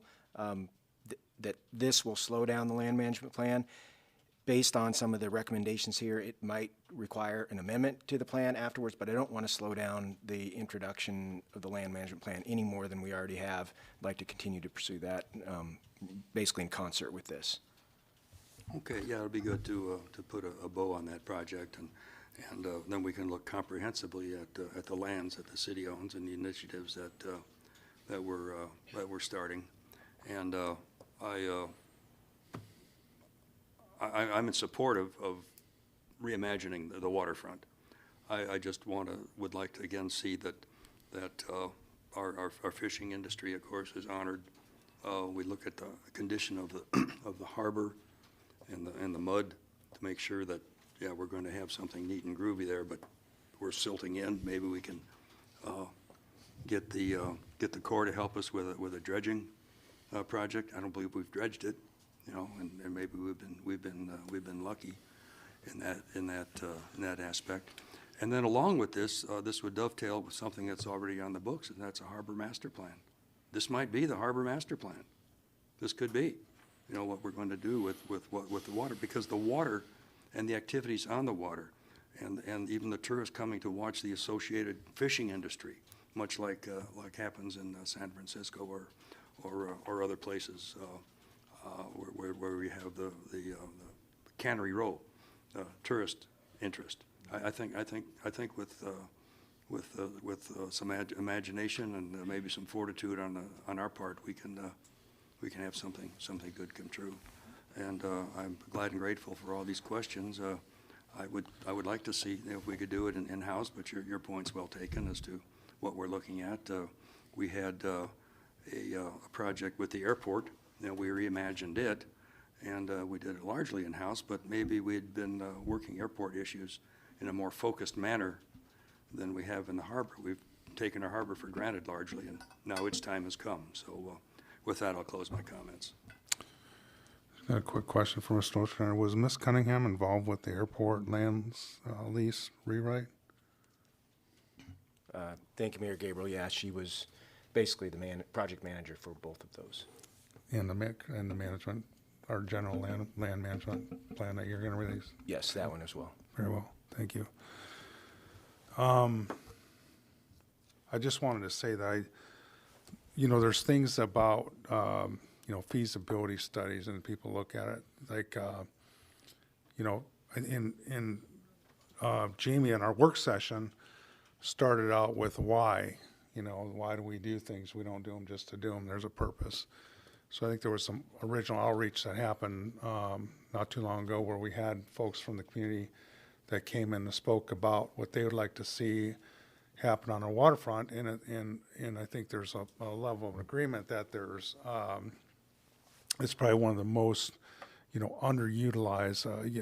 There's a lot more potential there than what we're seeing, and so why do we do that? Okay, we make a determination to do a feasibility study, but along with the community outreach that Councilmember Next had spoke about, you're also having goals that are coming out of this, and just other than the community engagement to develop a vision, core concepts, priorities, you're also evaluating market conditions and identifying opportunities for potential revitalization of the area. Now, there's probably going to be several alternatives that come out of there, alternative recommendations. Review and assess existing plans and area characteristics, including infrastructure, access, zoning, and regulations to identify development constraints and provide recommended changes to support a thriving business, residential, recreation, cultural community.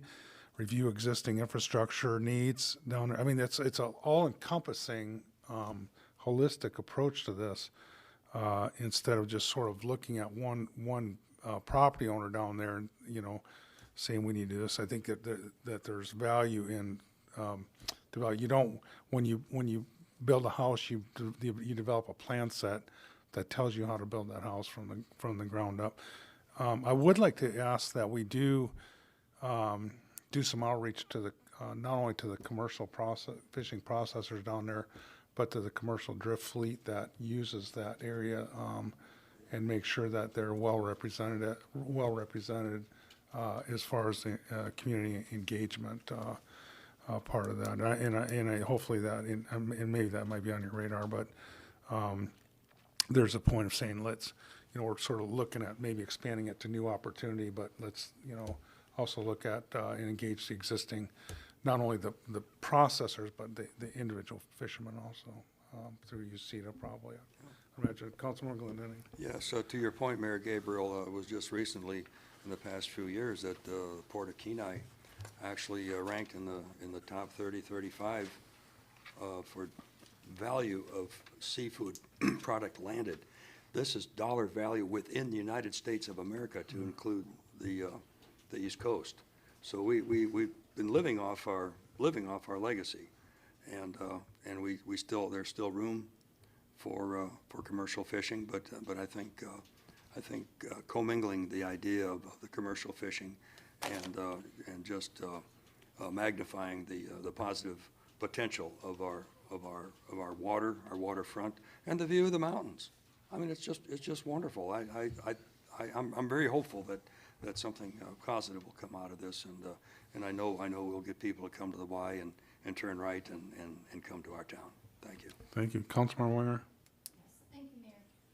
Thank you, Mayor Gabriel. I too agree with your comments about reaching out to the commercial fishermen and the processors to make sure that they're actively involved in this process. I do have a question for Mr. Ostrander. With this, are we going to have on our radar to be buying any of this land? Are we negotiating? Have we negotiated to buy land? There's been rumors that there have been negotiations to buy some of this. Is that our intent, is to buy out landowners if they don't conform to this? Because I've heard some rumors of that. So can we put that to rest? Mr. Ostrander? Through the mayor, Councilmember Winger, there's been no active negotiations to purchase the land. I've had several discussions with the broker that is representing one of the properties down there, and we talked about how there's interest in the city pursuing revitalization strategies, potentially public-private partnerships, but no active negotiations or offers on any of the property down there. I think, was that your only question? Yes, and I was just making sure that that wasn't our intent to come in and start offering to buy up these lands. Right. Through the mayor, Councilmember Winger. No, so, the feasibility report may indicate that the city should pursue the purchase of lands for some reason, but based on my analysis to this point, and I'm not the expert, which is why you're bringing a consultant on, I don't think at this point it makes sense for the city to be purchasing these properties. I think that public-private partnership is a much more effective way to pursue this. But again, the feasibility report may indicate that that's something the city should look at. Thank you. Any further discussion on ordinance number 3237-2021 as amended? Councilmember Naxton. Thank you. I don't want to get too far in the weeds, but it's just more of a comment rather than anything you need to answer. But I'm a project manager, capital projects, and I always have pre-bid meetings. It's usually a product that's going out, and you never know what's going to come out of that, questions and whatnot.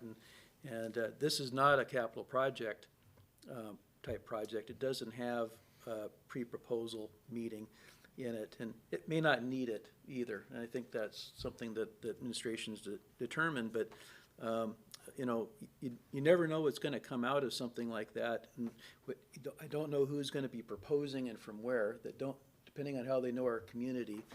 It's an opportunity perhaps to let folks know, who the contacts, who some of the players are and whatnot. And there might be a hole in the RFP that you're unaware of. They're good at finding that, or the questions. And so, I mean, there's some real value to it, and it's not real painful, and it could be, you don't get much out of it, or it could be that you get something of value. But my preference is always to have them, but I'm going to leave that up to administration. Any further discussion on ordinance number 3237-2021 as amended? Seeing none, clerk, please call the roll. Are you accepting public comments? Excuse me? Yeah, my name's Troy Smith. I was just wondering if you were accepting any public comments on this subject. We did at the start, and then we closed public comments before we went to deliberations. I don't think he was on at that point. Okay, that's fine. I appreciate it. I was going to say, if there's no objection from council, normally we take the public testimony first, but could you be fairly brief? Sir? Yeah. My name's Troy Smith. I'm looking at purchasing, developing the Kenai Dock, and I agree with everything you guys have been saying. One of the items was, as I'm designing this property feasibility study, I'm looking for a master plan on like a coastal trail and how we can tie everything together.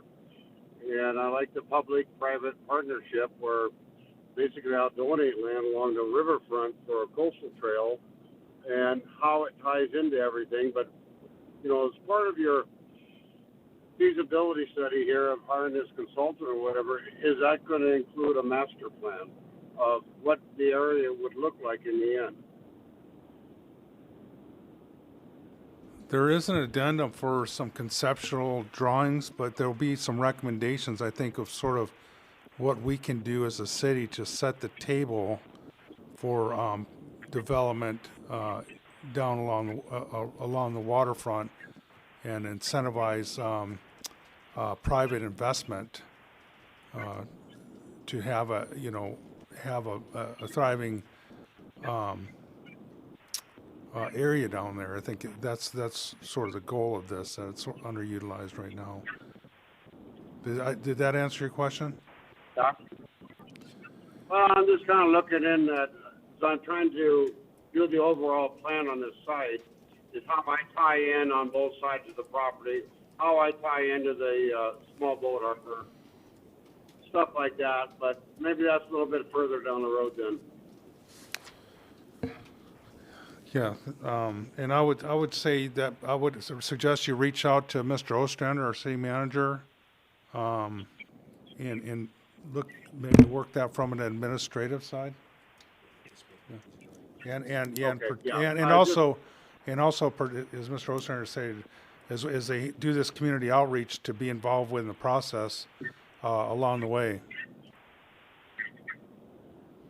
That's why I'm listening in.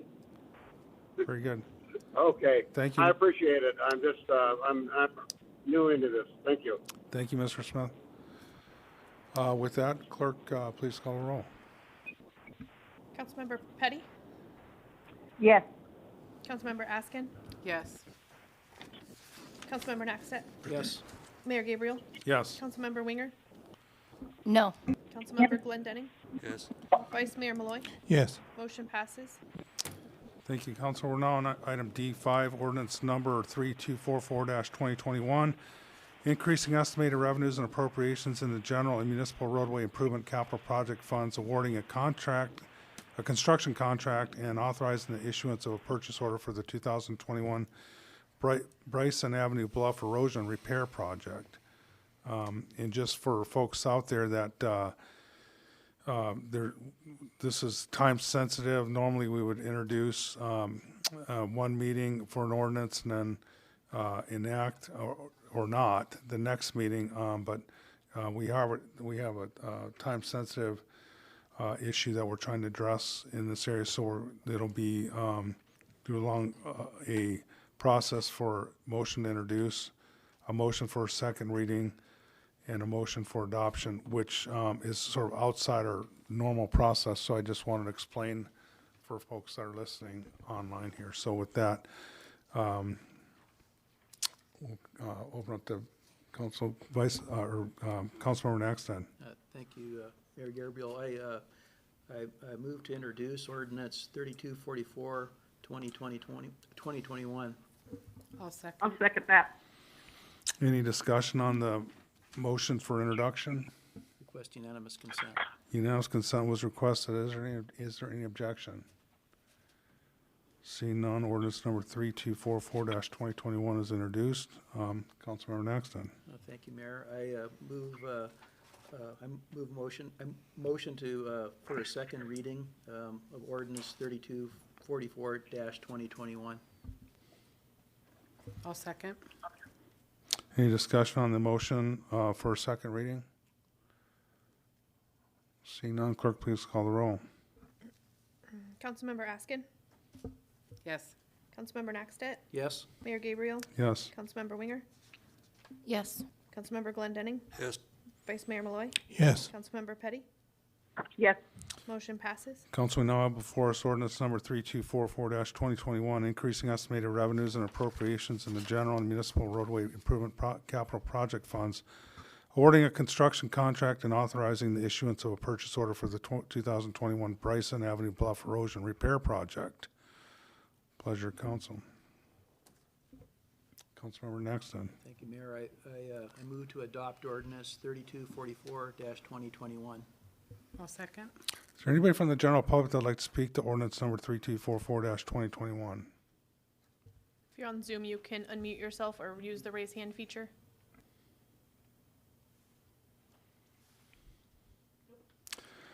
Seeing none, I'll bring back council and I'll note that there's a recommended amendment. in our laydown. Or Councilmember Nixon. I'll go ahead and make those amendments. I move to amend ordinance 3244-2021 with the following. Within the third whereas, replace $15,000 in contingency with $45,000 in contingency. Within the sixth whereas, replace totals $3,047,275 with $377,275. Within section 1, replace all text with the city manager is authorized to execute a construction contract in the amount of $309,775 with Foster Construction, the lowest bidder, qualified bidder, and issue a purchase order in the amount of $354,775 for construction, including contingency of $45,000. And then within section 2, replace all dollar amounts indicated from $47,275 to $77,275 as indicated below. I'll second. There's a second. Any discussion on the amendment? Request unanimous consent. Unanimous consent was requested on the amendment. Is there any objection?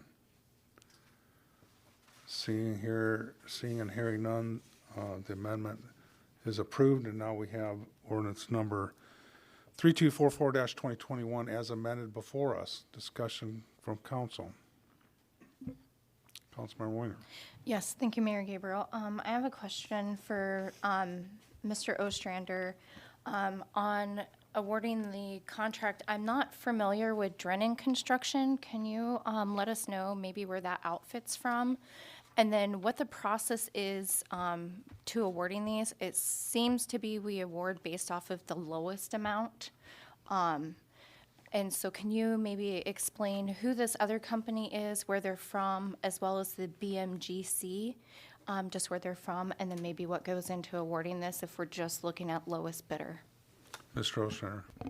Through the mayor, Councilmember Winger. So I don't happen to know where Drennan Construction is from. I think BMGC is local, but I'm not sure on that either. As far as the award of the contract, it depends on the type of RFP.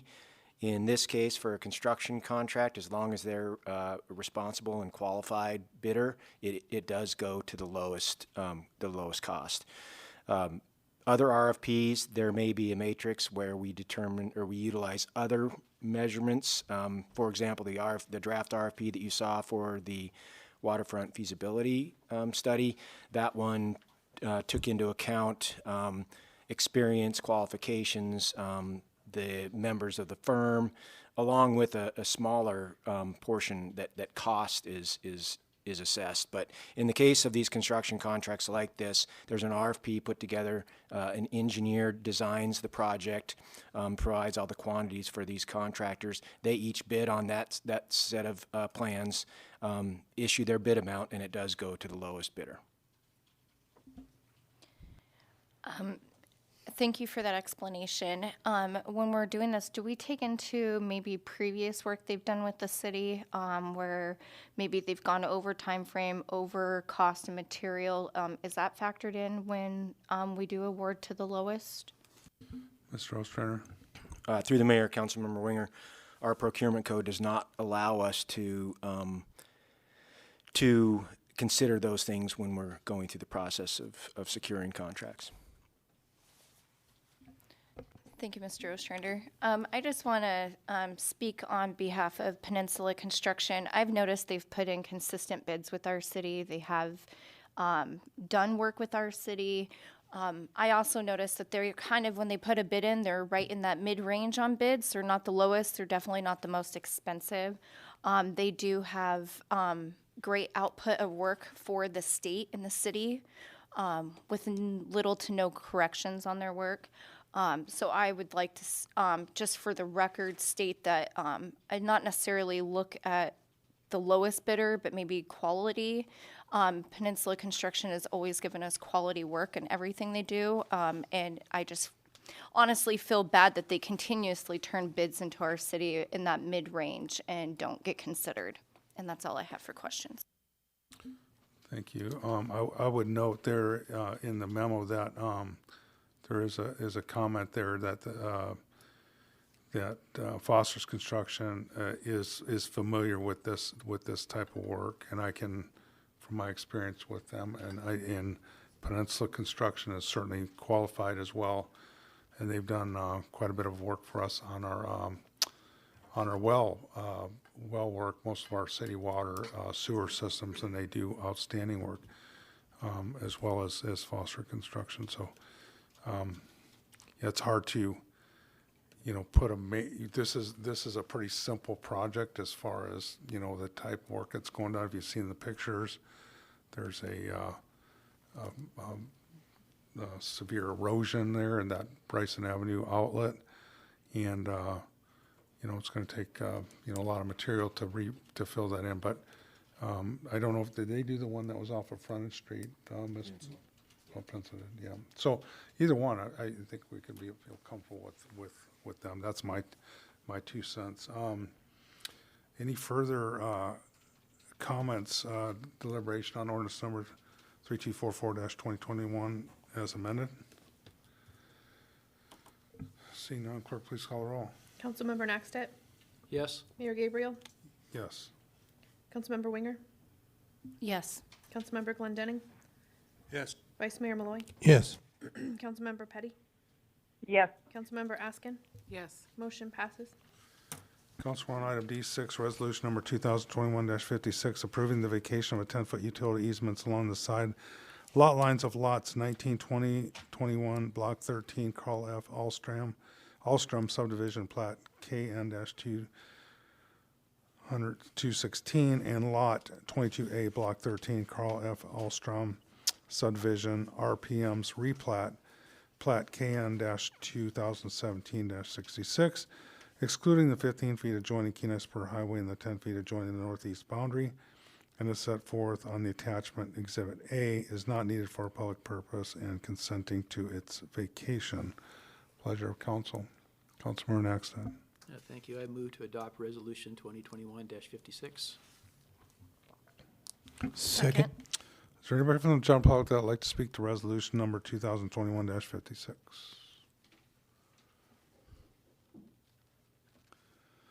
Seeing none, we'll bring it back to council. Comments, deliberation from council. Councilmember Naxton. Thank you. Yeah, I'll be supporting this, and I think it's pretty clear and obvious what we're trying to do, and there's no utilities in those utility easements.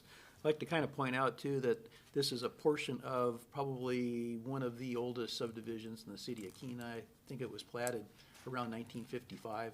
There's substandard lots, right-of-ways, all kinds of things in there, and we'll probably be seeing more of this if that area gets developed. Any further, Vice Mayor Malloy? Thank you, Mayor Gabriel. Yeah, I agree with Councilmember Naxtat. I support this resolution also. Want to thank administration for the Exhibit A laydown. That's a larger version of the plat. That was helpful. It makes sense to have these vacations. Thank you. Thank you. Any further comments from council? Seeing none, clerk, please call the roll. Mayor Gabriel, Yes. Councilmember Winger, Yes. Councilmember Glendenning, Yes. Vice Mayor Malloy, Yes. Councilmember Petty, Yes. Councilmember Askin, Yes. Councilmember Naxtet. Yes? Motion passes. Thank you, council. We're on item G8, which would have normally been in the, as approved through the consent agenda, and although I believe there's a certain purpose that it wasn't, and I'll let Vice Mayor Malloy speak to that. Sure. Thank you, Mayor Gabriel. So I would move to introduce ordinance number 3243, 2021. Second. Any discussion on the motion for introduction? If I may. Yes. Thank you. Yeah, so, we've been talking about why tonight, and the why for this is really public comments made over time regarding the code procedures for conditional use permits and comments by the Planning and Zoning Commission members, and then also by the council sitting as a Board of Adjustment in the recent appeals that we've heard. So I had made some comments about some concerns to the city attorney, and he said that he and the planner also had some concerns and issues of looking to improvements and clarifications on roles and responsibilities. So I said, great, I'd like to work with you guys to come up with something to send to council and to planning and zoning and have a public process to get some comments and do some code improvements for our conditional use permit process. And so there was a collaboration of the city clerk, myself, the city attorney, and the city planner in developing, the draft that's just here for introduction tonight. And then I went to the Planning and Zoning Commission last week just to give them verbal highlights of it, let them, to have a discussion with them. And Planning and Zoning Commissioners were very interested in this. Because again, they've had comments about weaknesses that they saw in their procedure too. Some of their comments were, a little bit more into the weeds in some of the areas than this ordinance goes. So what my intent would be is, if council introduces this, is then to make a motion to postpone the ordinance to our next meeting and refer it to the planning and zoning for their meeting. September 8, and what I learned is that they have nothing on their agenda for September 8, so the timing is really good. We have some time for this to develop because it wouldn't, it's my understanding that under our code, it wouldn't fall off our agenda unless we didn't vote on it by the second meeting in October. So if, for planning and zoning to have a public hearing at their September 8 meeting so they could get public comment on it, and this is their procedure. So if they have ideas where, there's other things they want to see looked at, or they want to go into it a little bit further or whatever, or this or that, it might, based on whatever that is, if they need another meeting, it could come back to us and be postponed again. Ultimately, the outcome of recommendations from planning and zoning in that process may result in a substitute, or something like that. So that's sort of, so here I'm only speaking about introduction and process because, merits are for later, but that's sort of what the intent is. So after you all discuss it and should the council agree to introduce this ordinance, then I would move to postpone it, and that would be the plan that I would be presenting. Thank you. Thank you, Vice Mayor Malloy. Councilmember Glendenning. Yeah, thank you, Councilman Malloy, for your comments. I know this idea has been burbling on the back burner for a while. I would suggest, since if we don't vote on anything, this can go on into the fall, and I would suggest also that this is a teachable moment for our Planning and Zoning Commission. This is the ability for us to go back and look at previous actions, prior acts, and look and see where we had these hearings where we're burning up Friday nights on prime July evenings, okay? And maybe you couldn't have come to a different conclusion. Maybe you could have. But it doesn't hurt to go back and review and debrief. And this is just a very, very good and special opportunity to understand exactly what is in our code and why we have a conditional use permit. It's more than just checking the boxes. It's to see that they fit the precepts and conditions that are laid out not only in our comprehensive plan, but more importantly, in our code and land use tables. And I think this perhaps strikes at the core element of what planning and zoning does.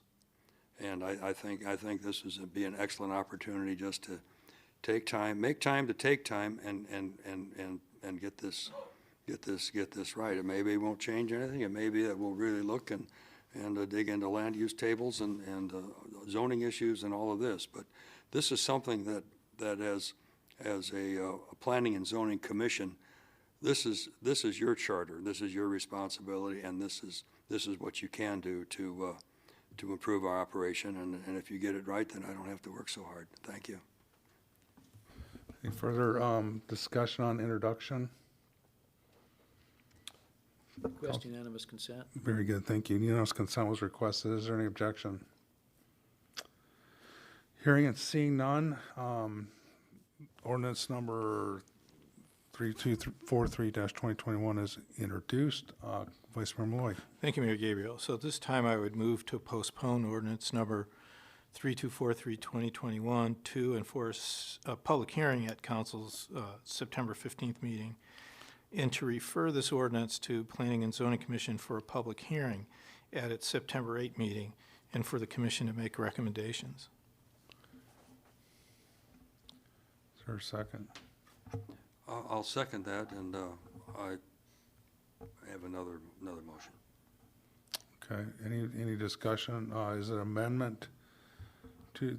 Okay. What it would do is it would expand this concept to airport, because our planning director works with airport, and also the Harbor Commission, because they do look at land use for leased properties, and this perhaps could touch it also. So they should be included in this discussion as part of our growing ability to understand code and work within our land use tables. I guess, I'm thinking of a cleaner way to do it. If there's no objection from the maker of the motion, do you object to just amending your motion to accomplish that, Vice Mayor Malloy? Well, I guess, assuming there was a second to the amendment, then I'll go. This is really code specific. It's in Title 14 for planning and zoning, and it's their ordinance on their procedure. So, I don't have a problem with other commissions commenting on it, but I wouldn't want that to interfere with planning and zoning's work on their own ordinance, I guess is what I'm saying.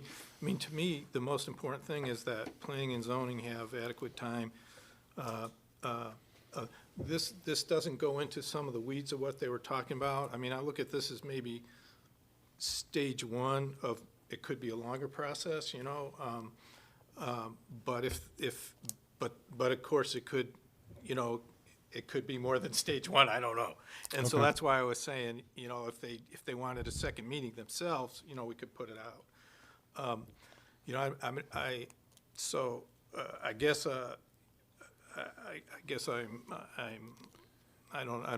I guess I don't know what to So say so about it. we'll just keep your motion the same as postponement to our next meeting, September 15th, for public hearing. Right. That was your motion. Right, that was my motion, and then I guess if Councilmember Glendinning wants something else, that would be a separate motion, I guess. Yes, is correct. That would be rather- a motion too. I think he would need to amend the Yeah, amendment. that's right. You'd have to amend the amendment. So right now, what we have before us is I apologize. He would need to amend and the the mo- postponement motion. Correct. Because that was the main motion, right?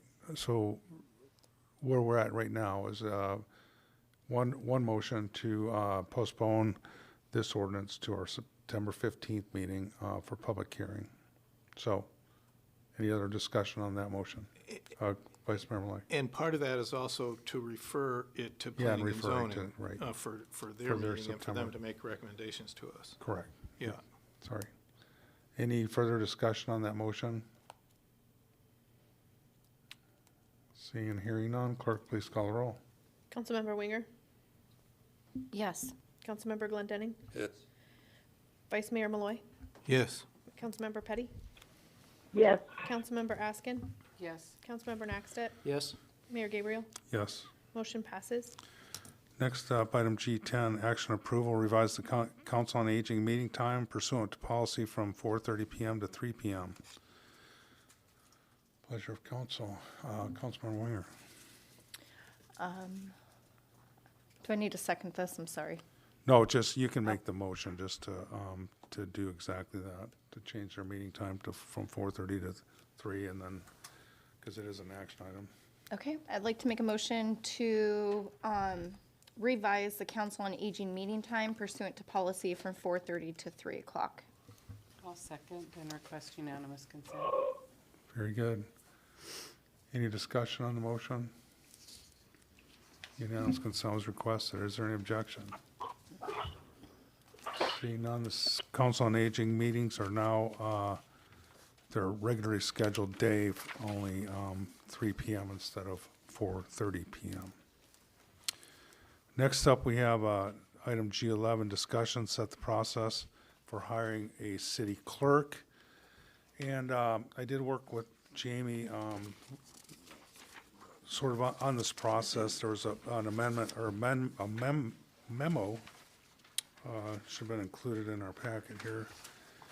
And basically what this would do is sort of set the roadmap for how we're going to move forward with our recruitment and hiring of our next city clerk. So what we felt would work best would be to, the recruitment, the posting closes on, I believe it's September 13th.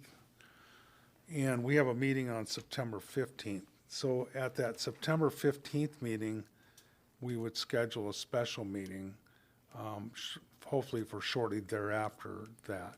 And what I'd like to, now during this timeline between now and the 15th, Ms. Hines will be working with Stormy Brown, our Human Resources Department head, to propose questions that we're going to ask during the interview process. That'll be something that they'll be bouncing off of each one of us so we don't violate the Open Meetings Act. It's not going to be a group discussion, although we can have a separate meeting on the 15th, executive session, to discuss some consensus if we're not getting there regarding questions that we're going to ask during the actual interviews. At the September 15th meeting, we'll also would like to set a special meeting and take a discussion of who we'll have the candidate applicants by that point, and we should be able to go through, everybody will have a chance to review all the applicants, and we can have a discussion about how many we're going to interview, and this is all up for debate. This is our discussion. This isn't our body. That's an employee of the body. It's not my employee or the mayor's. It's all of ours. So we can change this or tweak it however we want. But this is sort of what we kind of started with to get this process moving. So we have the special meeting where we pare down to the number of candidates we would like to interview, and then also set the interview dates for those candidates, and then move forward from there. There is an election coming up, so you notice that there's some gaps in there regarding when we have the special meeting, and then we would move into the actual interviews, because we'll need to notify the employees or the applicants of when the interview is going to be. Now, I will say that I'm scheduled to be out of town from September 22nd to October 30th. So I think there's one or, so September 20th is a Monday, September 21st is a Tuesday. I think I can do either one of those days. It'd be preferable to do the 20th. For the special meeting, but I want to give you guys just sort of a heads up of what my schedule will be. We're not going to set the special meeting right now, but I just want to kind of let you guys know about that. So this is just a discussion on the process, the roadmap, if you will, of how we'd like to proceed. So any thoughts? Mayor Gabriel, Yes. can you say the dates you're going to be out of town again? I'll be gone, I believe it's from the 22nd to the 30th Of September. of September. Okay, thanks. Councilmember Naxa. The process you described sounds good to me. But what might be helpful in reviewing different candidates might be to have some kind of a score sheet. Maybe that was the plan all along, but it'd be real helpful to me. So we're kind of comparing, certain things similarly, I suppose. Sure. You know, to kind of come up with the top, whatever we're gonna talk about. Yeah, and I mean, I'm certain that could be something we could cover at our special meeting, wouldn't it be, Ms. Hines? Actually, I will Are you, put together a draft one with the Human Resources Director, and we'll circulate that along with the interview questions. Councilmember Glendenning? Yeah, just to review, so we're gonna start the process of outlining the criteria for selecting our new clerk. But the actual vetting and interviewing will not happen until after the election. Do I have that right? Possibly, yes. No, There's it should be. Well, because keep in mind that once we have the election, any new members wouldn't be seated until the second meeting or the Monday after the second meeting, correct? So, we're looking the third week in October before they're even seated. So, but that would be a discussion that we would have when we do, and I fully expect that we would have that discussion when we talk about what the time frame for interviewing for the city clerk. Does that make sense? It does. I would I mean, suggest. it's not something we're going to discuss here. This is No, just I would process. suggest if the people are known that if they're not seated, but the process has begun, they'd be at least included as observers, so they're familiar with the issues. It'd be like an alternate juror concept. There's no reason to exclude them, is there? Ms. Hines? They're special meetings, so yeah, they're welcome to come watch. Watch and learn, because they may get a vote at some point in time. Yeah, so the criteria, what's going to happen between now and the 15th essentially is that Ms. Hines will be drafting questions and sort of outlining, that part of the actual interview process, through questions and that we can ask, that we can fully, it's our employee. We have the ability to, phrase, although we do have to, that's why we have Ms. Brown on board, is to make sure that we're not asking inappropriate questions or ones that are not allowed by federal law. So that in mind, we can, if there's questions that you feel we need to ask, you should, draft those back. But again, that'll be a conversation between you and the clerk, not as a group. So once we get to that point, hopefully we'll have the questions fleshed out mostly by the September 15th meeting. We'll have a special meeting that we'll schedule shortly thereafter. In between that time, you'll all get all the applicants, their application and whatever we're asked them to submit per the posting, and hopefully you'll have a chance to go through and, read their applications and have a pretty good idea of when we have our special meeting, how many do you think that we should have to possibly interview and go from there and select and so for the ones that I've been involved with, it's worked pretty good, and I'll say for like the city manager, we actually had quite a number of applications for that, but fairly quickly winnowed it down to under 5 pretty quickly. So we can say, hey, we want to do five people interview, and then when you get all the applications that you're going through and looking at, you realize that, hey, maybe there's 4 that you want to do. You don't have to do 5, but that's a discussion we'll have at the special meeting after we've had a chance to review all the applicants. Does that make sense?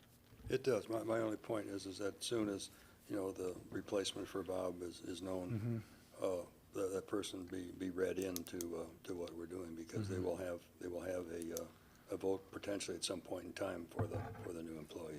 Right, and there, like I said, there was, I'm sure that'll be a part of the discussion we'll have, certainly, but we are pushed up against the time frame regarding, I think it'd be nice to have, if we're able to swing it, is have Ms. Hines work with the new clerk have some level of overlap, and, she has a resignation date, so just something to keep in mind. Sure. Okay, is everybody okay with that roadmap there? See a bunch of nodding heads. Well, you did good, Jamie. Thank you. Can I request another Oh. at ease? Yeah, I guess I should ask Glenise, I mean, Yes. just real quick, Glenise, do you have anything? I'm on board with it. Okay, very good, sorry about that. Very good. No worries. Yeah, let's take a 10-minute at ease.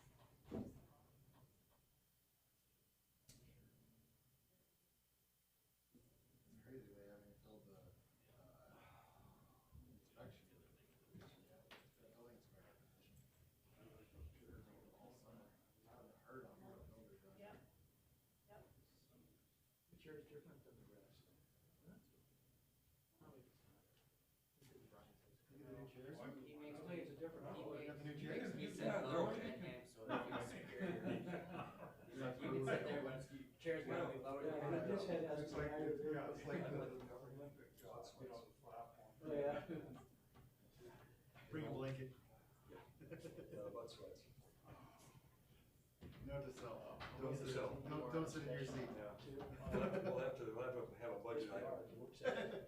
Yes, we have, that's fine. But that's what I'm gonna.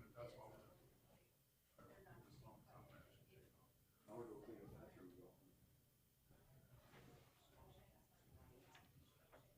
Don't go in there.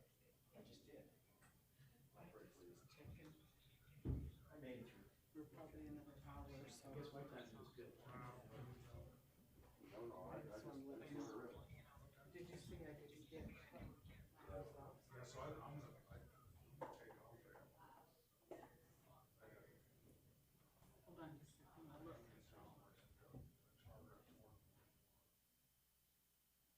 Yeah, I gotta take care of my sheds. I'll be leaving after this meeting's over and go home. Yeah, I don't care. you have any questions, you got Henry, he'll be glad to. Oh, yeah, he represents me well all the time. He'll be glad to. I'll just show up with amendments next meeting.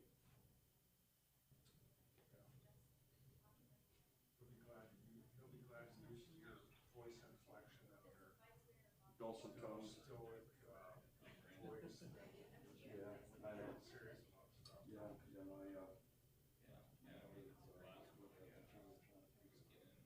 little kid show in Chicago. Brown shoes. Go along and they would have froggy ring box. Okay, that's it. I don't care magic toy, you're froggy, and you come out and be a puff of smoke. And then all mischief and hell will break loose. And the little kids will just act out. Oh, yeah, even now. I'll see if I can find a rerun for us. We'll put it on screen.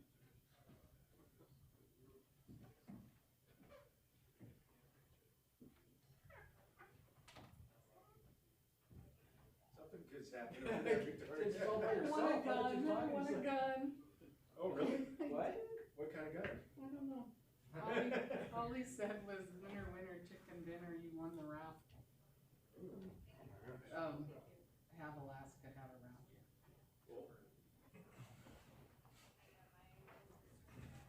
Are you legally allowed to own a gun? I would have to carry concealed. The governor gave her a certain piece of paper. Yeah. Hey, I got a fish today, I think, from one of our candidates. Just like, you know, you get a fish from Mayor Gabriel every once in a while. Yeah, I got one too. Oh, from Gabriel? Yeah, it was pretty good, kind of strange. It came at 4:30 in the morning or something. Yeah. Hey, are you available right now? You can reply me by email? Yeah. So you got that too? Yeah. So I didn't reply to it. Oh, I thought you meant actually she delivered you like a fish. I was very confused. I was like, 'cause I could see Brian just dropping off the fish on me. No, there's nothing corrupt going on here. We're off the record right now anyway. Yeah, it was Well, just- pretty a nice silver at the doorstep. Fishing thing. You know, hey, if I got something from you at 4:30 in the morning, I would think it was fishing too. That would have been pepper a peek.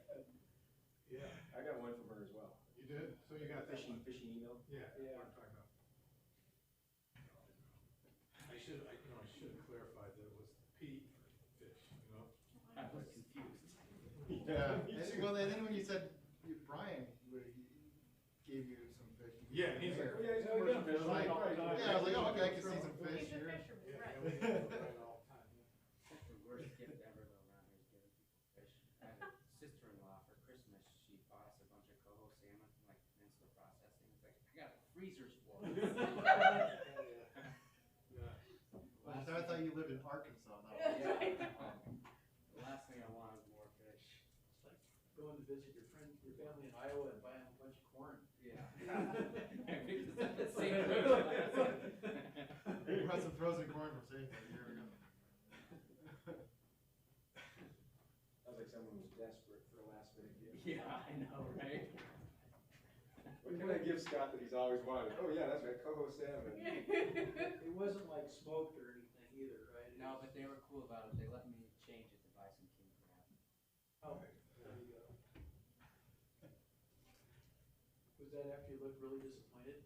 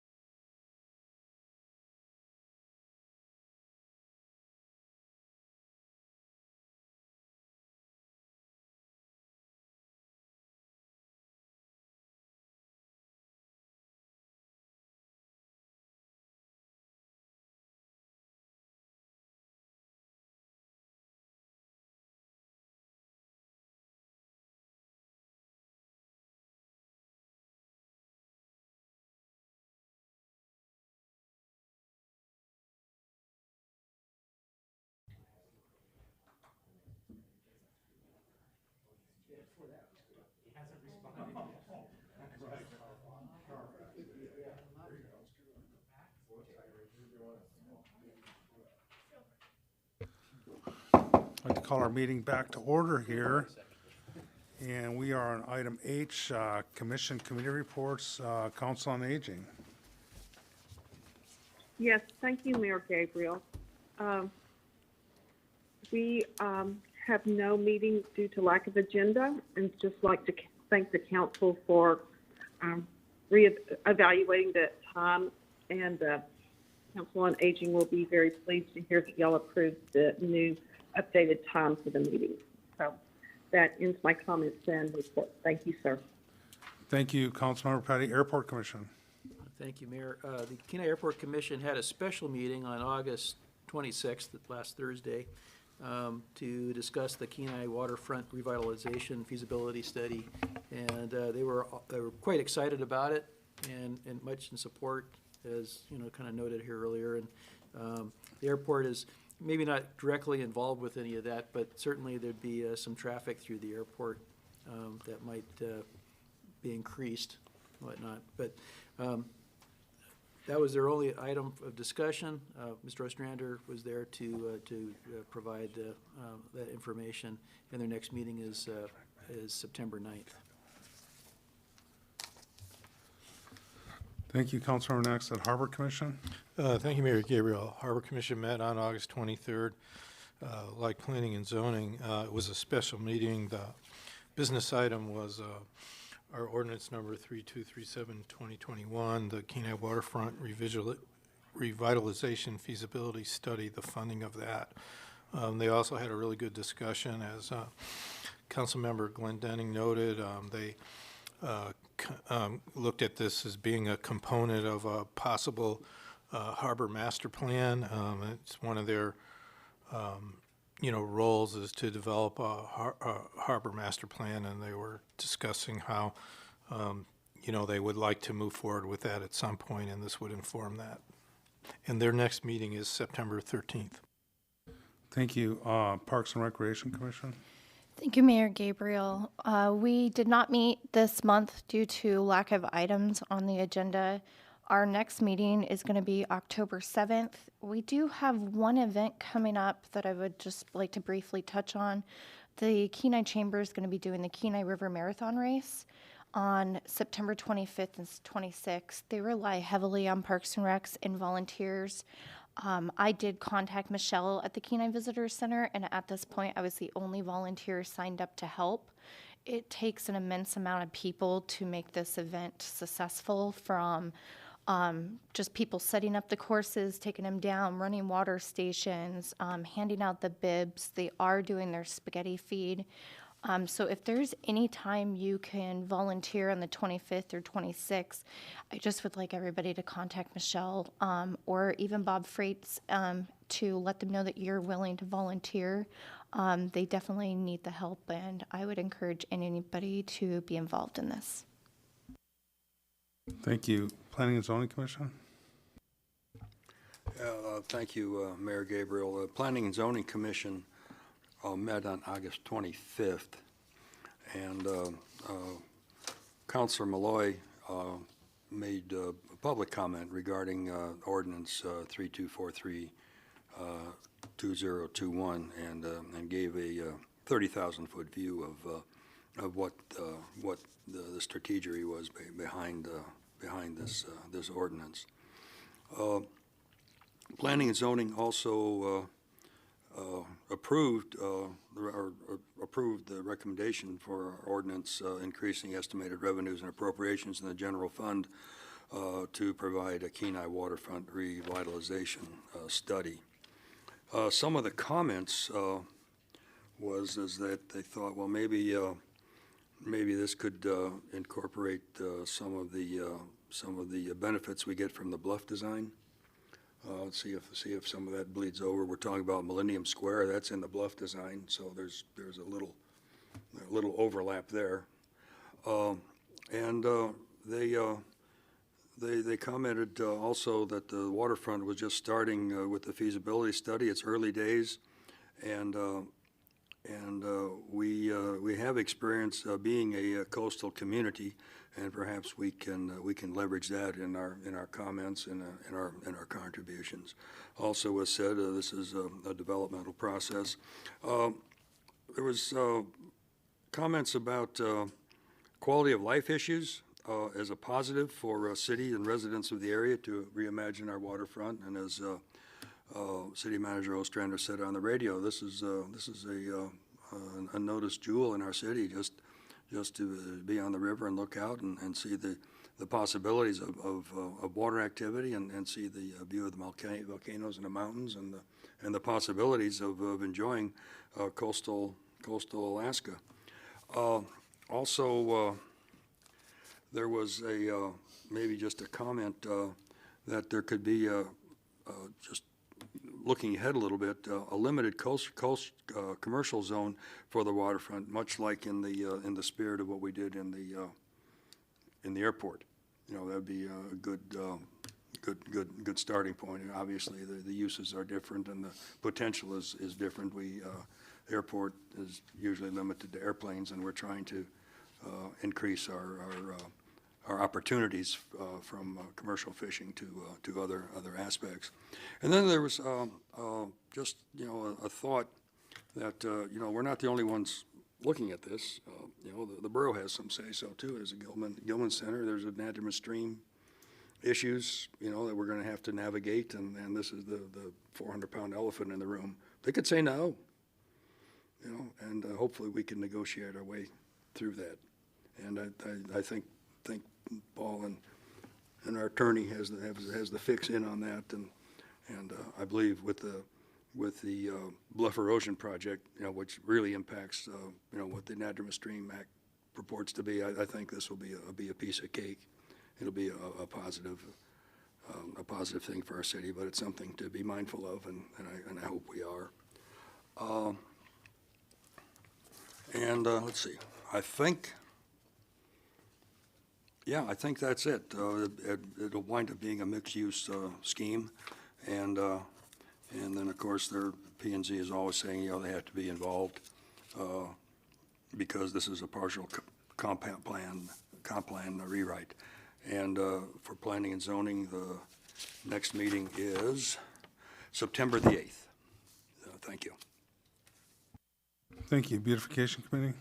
Thank you, Mayor Gabriel. We have not had a meeting. We had our garden tour on the 10th of August. Our next meeting is September 14th. Thank you. Under Mini Grant Steering Committee, I have no report. On the report of the mayor, I'm not gonna, I got family in town, and all my kids and grandkids are at the house hanging out, and it's been wonderful. And considering we had a work session that needs to be continued after this meeting, I'm gonna withhold comments. Any other comments I have? Not that I have anything major news shattering to report. So with that, we'll go to administration reports. City Manager, Mr. Ostrander. Thank you, Mayor Gabriel. On the 24th of August, after the last council meeting, we had our first internal meeting to analyze and costs bringing Soldotna on for dispatch services through a contract. Expect to follow up with another meeting the week of September 13th on that. I was able to attend the groundbreaking at the new SOAR facility today. I saw Councilmember Glendenning there as well. They're really getting after it. They've got all the clearing and most of the clearing and grubbing done, and excited to see them getting started on that project.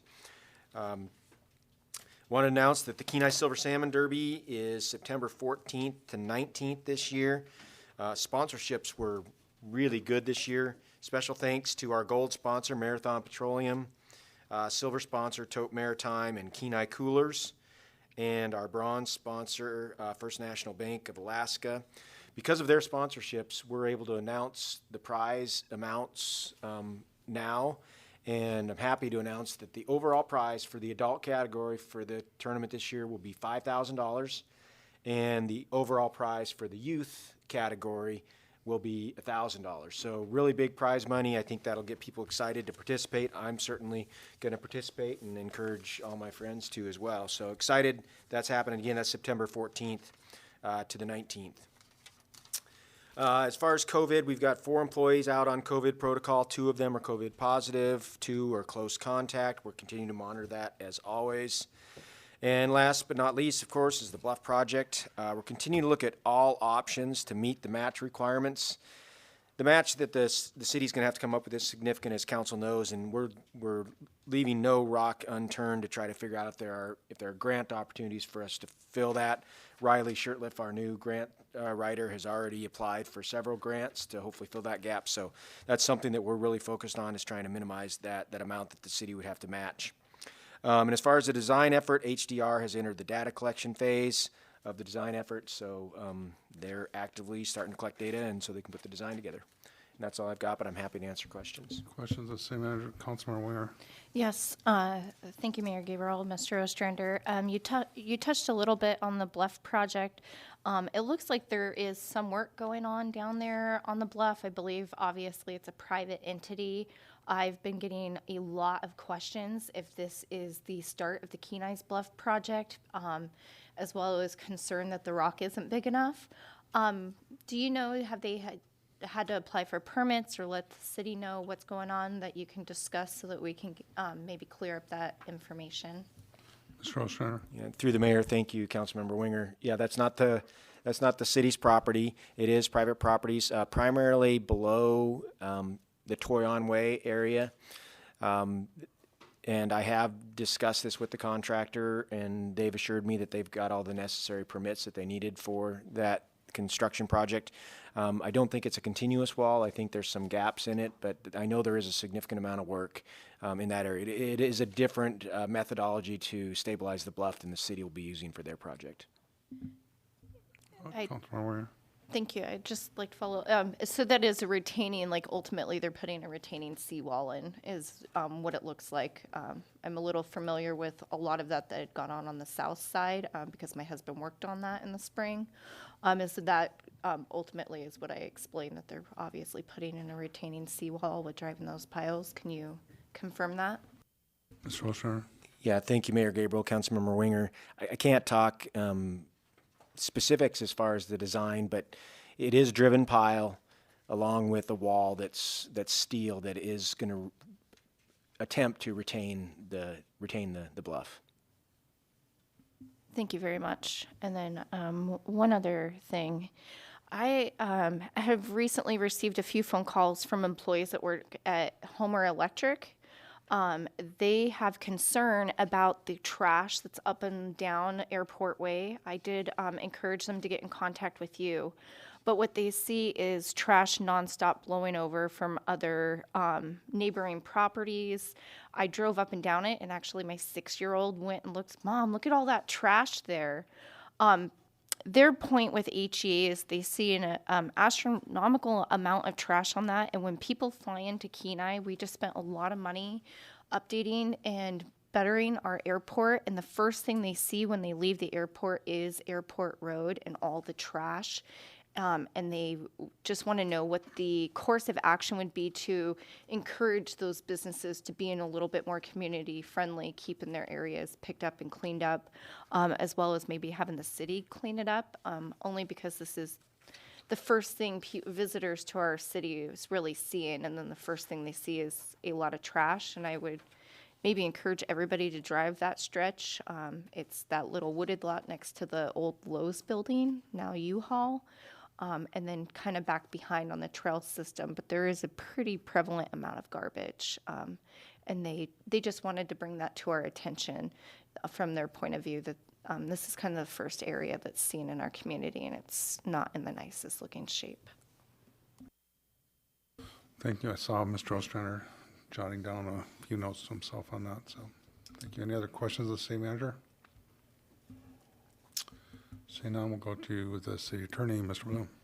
Thank you, Mayor Gabriel, members of council. I have two short reports to provide. The first is I just want to update the council on the water and sewer balances that we have.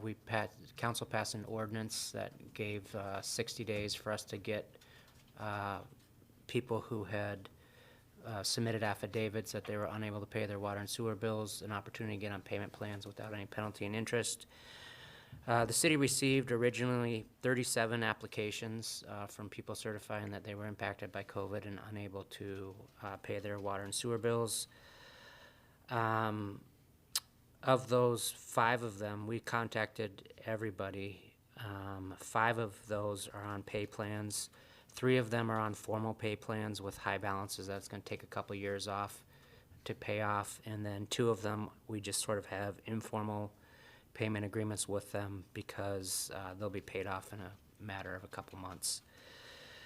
There's still 14 that are past due and that have not made any further contact with us. The others have either been paid off or are on a payment plan. So out of the 37, there's still 14 past due. 6 of these are under 300, and I guess there's only 10 that are still outstanding because 4 of those, actually 5 of them, or at least 4 of them made a payment in August. So there's 10 people that haven't made any payment in August and are still behind, 14 total that are behind. So for those that haven't made any effort to work with us and are still behind, we're going to follow our normal code procedures, implementing penalty and interest as we normally would for our utility payers, and potentially that could result in shut-off notices being sent out and water services being shut off. I also, at the last meeting, when Mr. Eubank was giving his report on our brick and mortar sales tax, council asked about our remote sellers sales tax. So the sales tax that we collect from sellers outside the city of Kenai selling items into the city of Kenai. It doesn't match up with our brick and mortar because we're still developing our remote sales, and so every month we are bringing more and more sellers in, and so the numbers keep going up and up and up. Not necessarily related to any economic activity in the city, but just because we're still getting more people registered. But I will tell you that, let me make sure I got the right one. For July, we had a total sales tax collected of $30,000. About 25 of that went to the city. There's still about 5,000 that we pay Muni Revs and TTR and AML for the services that they provided. We're paying a pretty hefty fee up front for the software development. So again, in July, it was 30,000. In June, it was 24,000.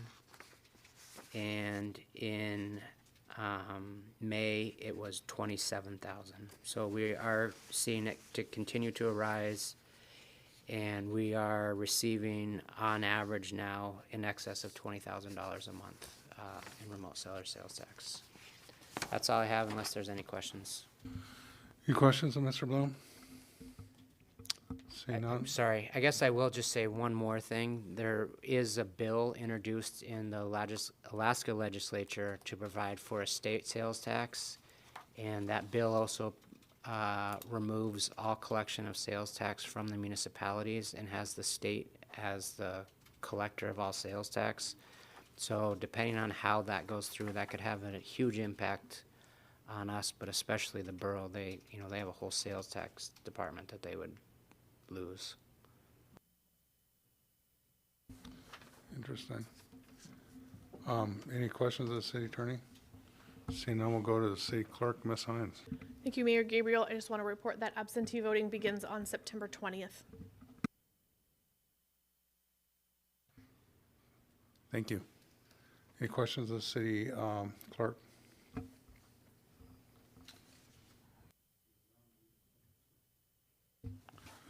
Seeing none, we will go to additional public comment. Is there anybody from the general public that would like to address the council at this time? If you're on Zoom, you can unmute yourself or raise your hand, use the raise hand feature.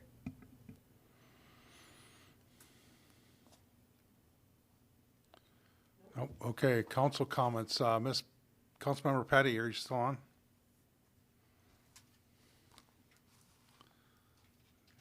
Yes, Mayor, I am here, and I just want to thank everyone for the good work and look forward to the Silver Salmon Derby And that ends my comments. Thank you. Thank you. Councilmember Winger. Yes, thank you, Mayor Gabriel. I'd like to start my comments tonight with recognizing the 13 fallen soldiers in Afghanistan who have bravely served and given their ultimate sacrifice for our country. We have families within our communities that have children and family members that have been deployed into those efforts.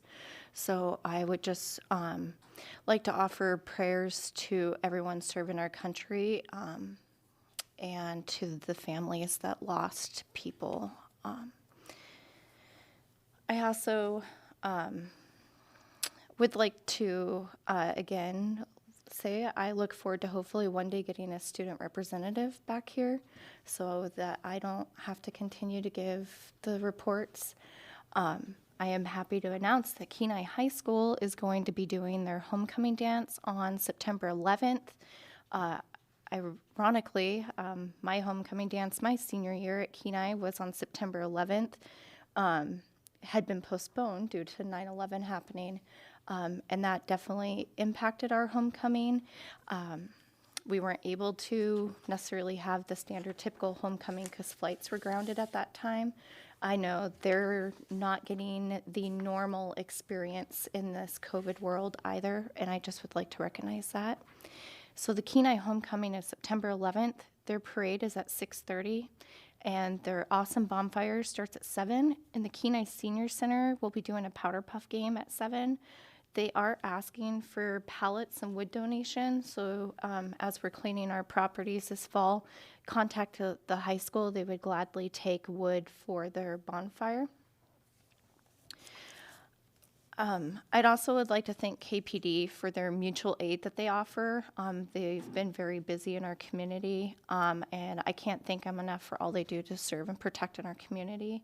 I think with the recent shooting of the trooper in Anchor Point, that definitely hit hard in our community as well.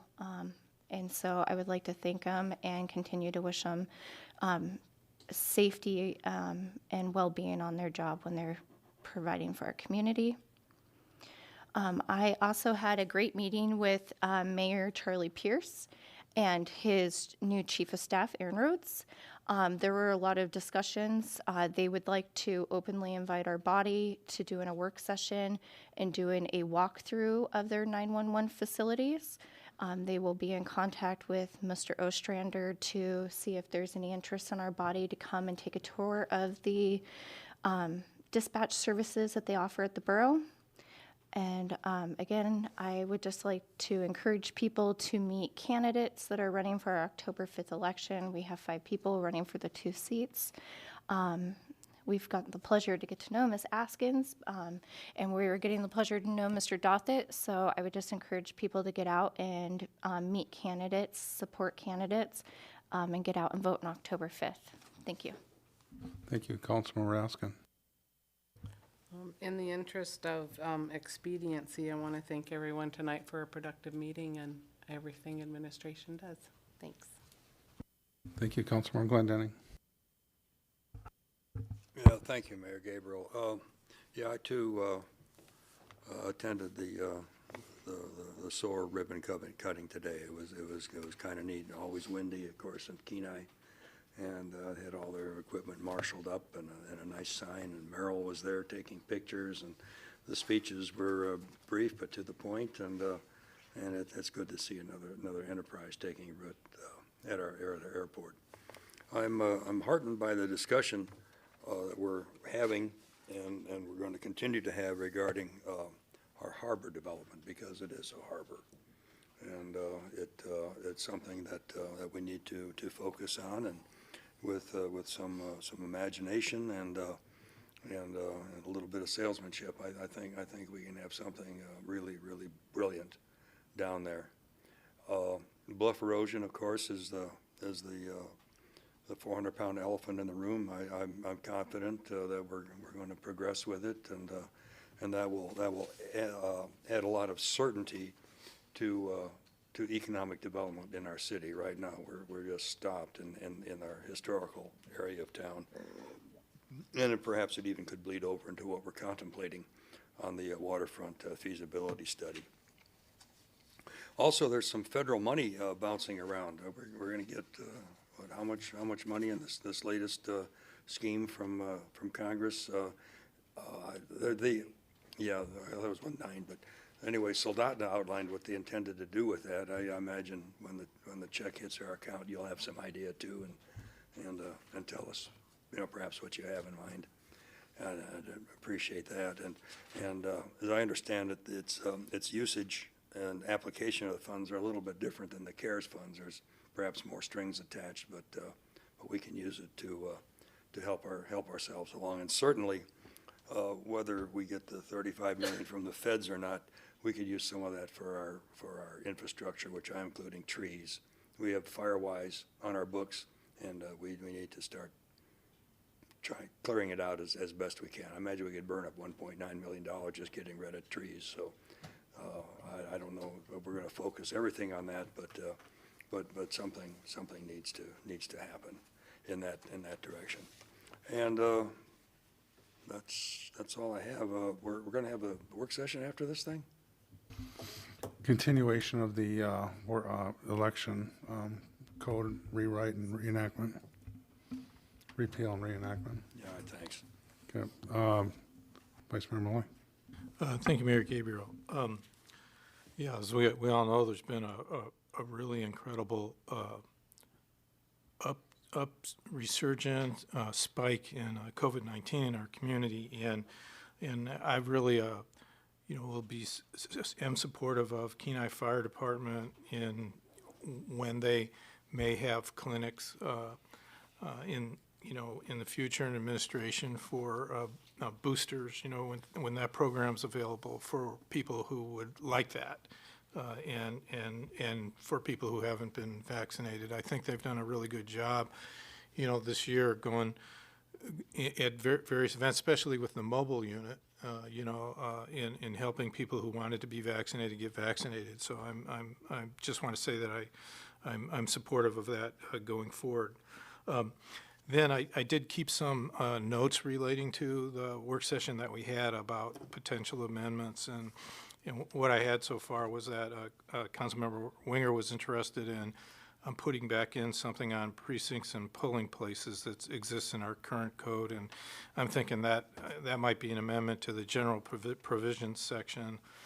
And Mayor Gabriel was looking at having the candidate qualifications say expressly about being 21 years of age.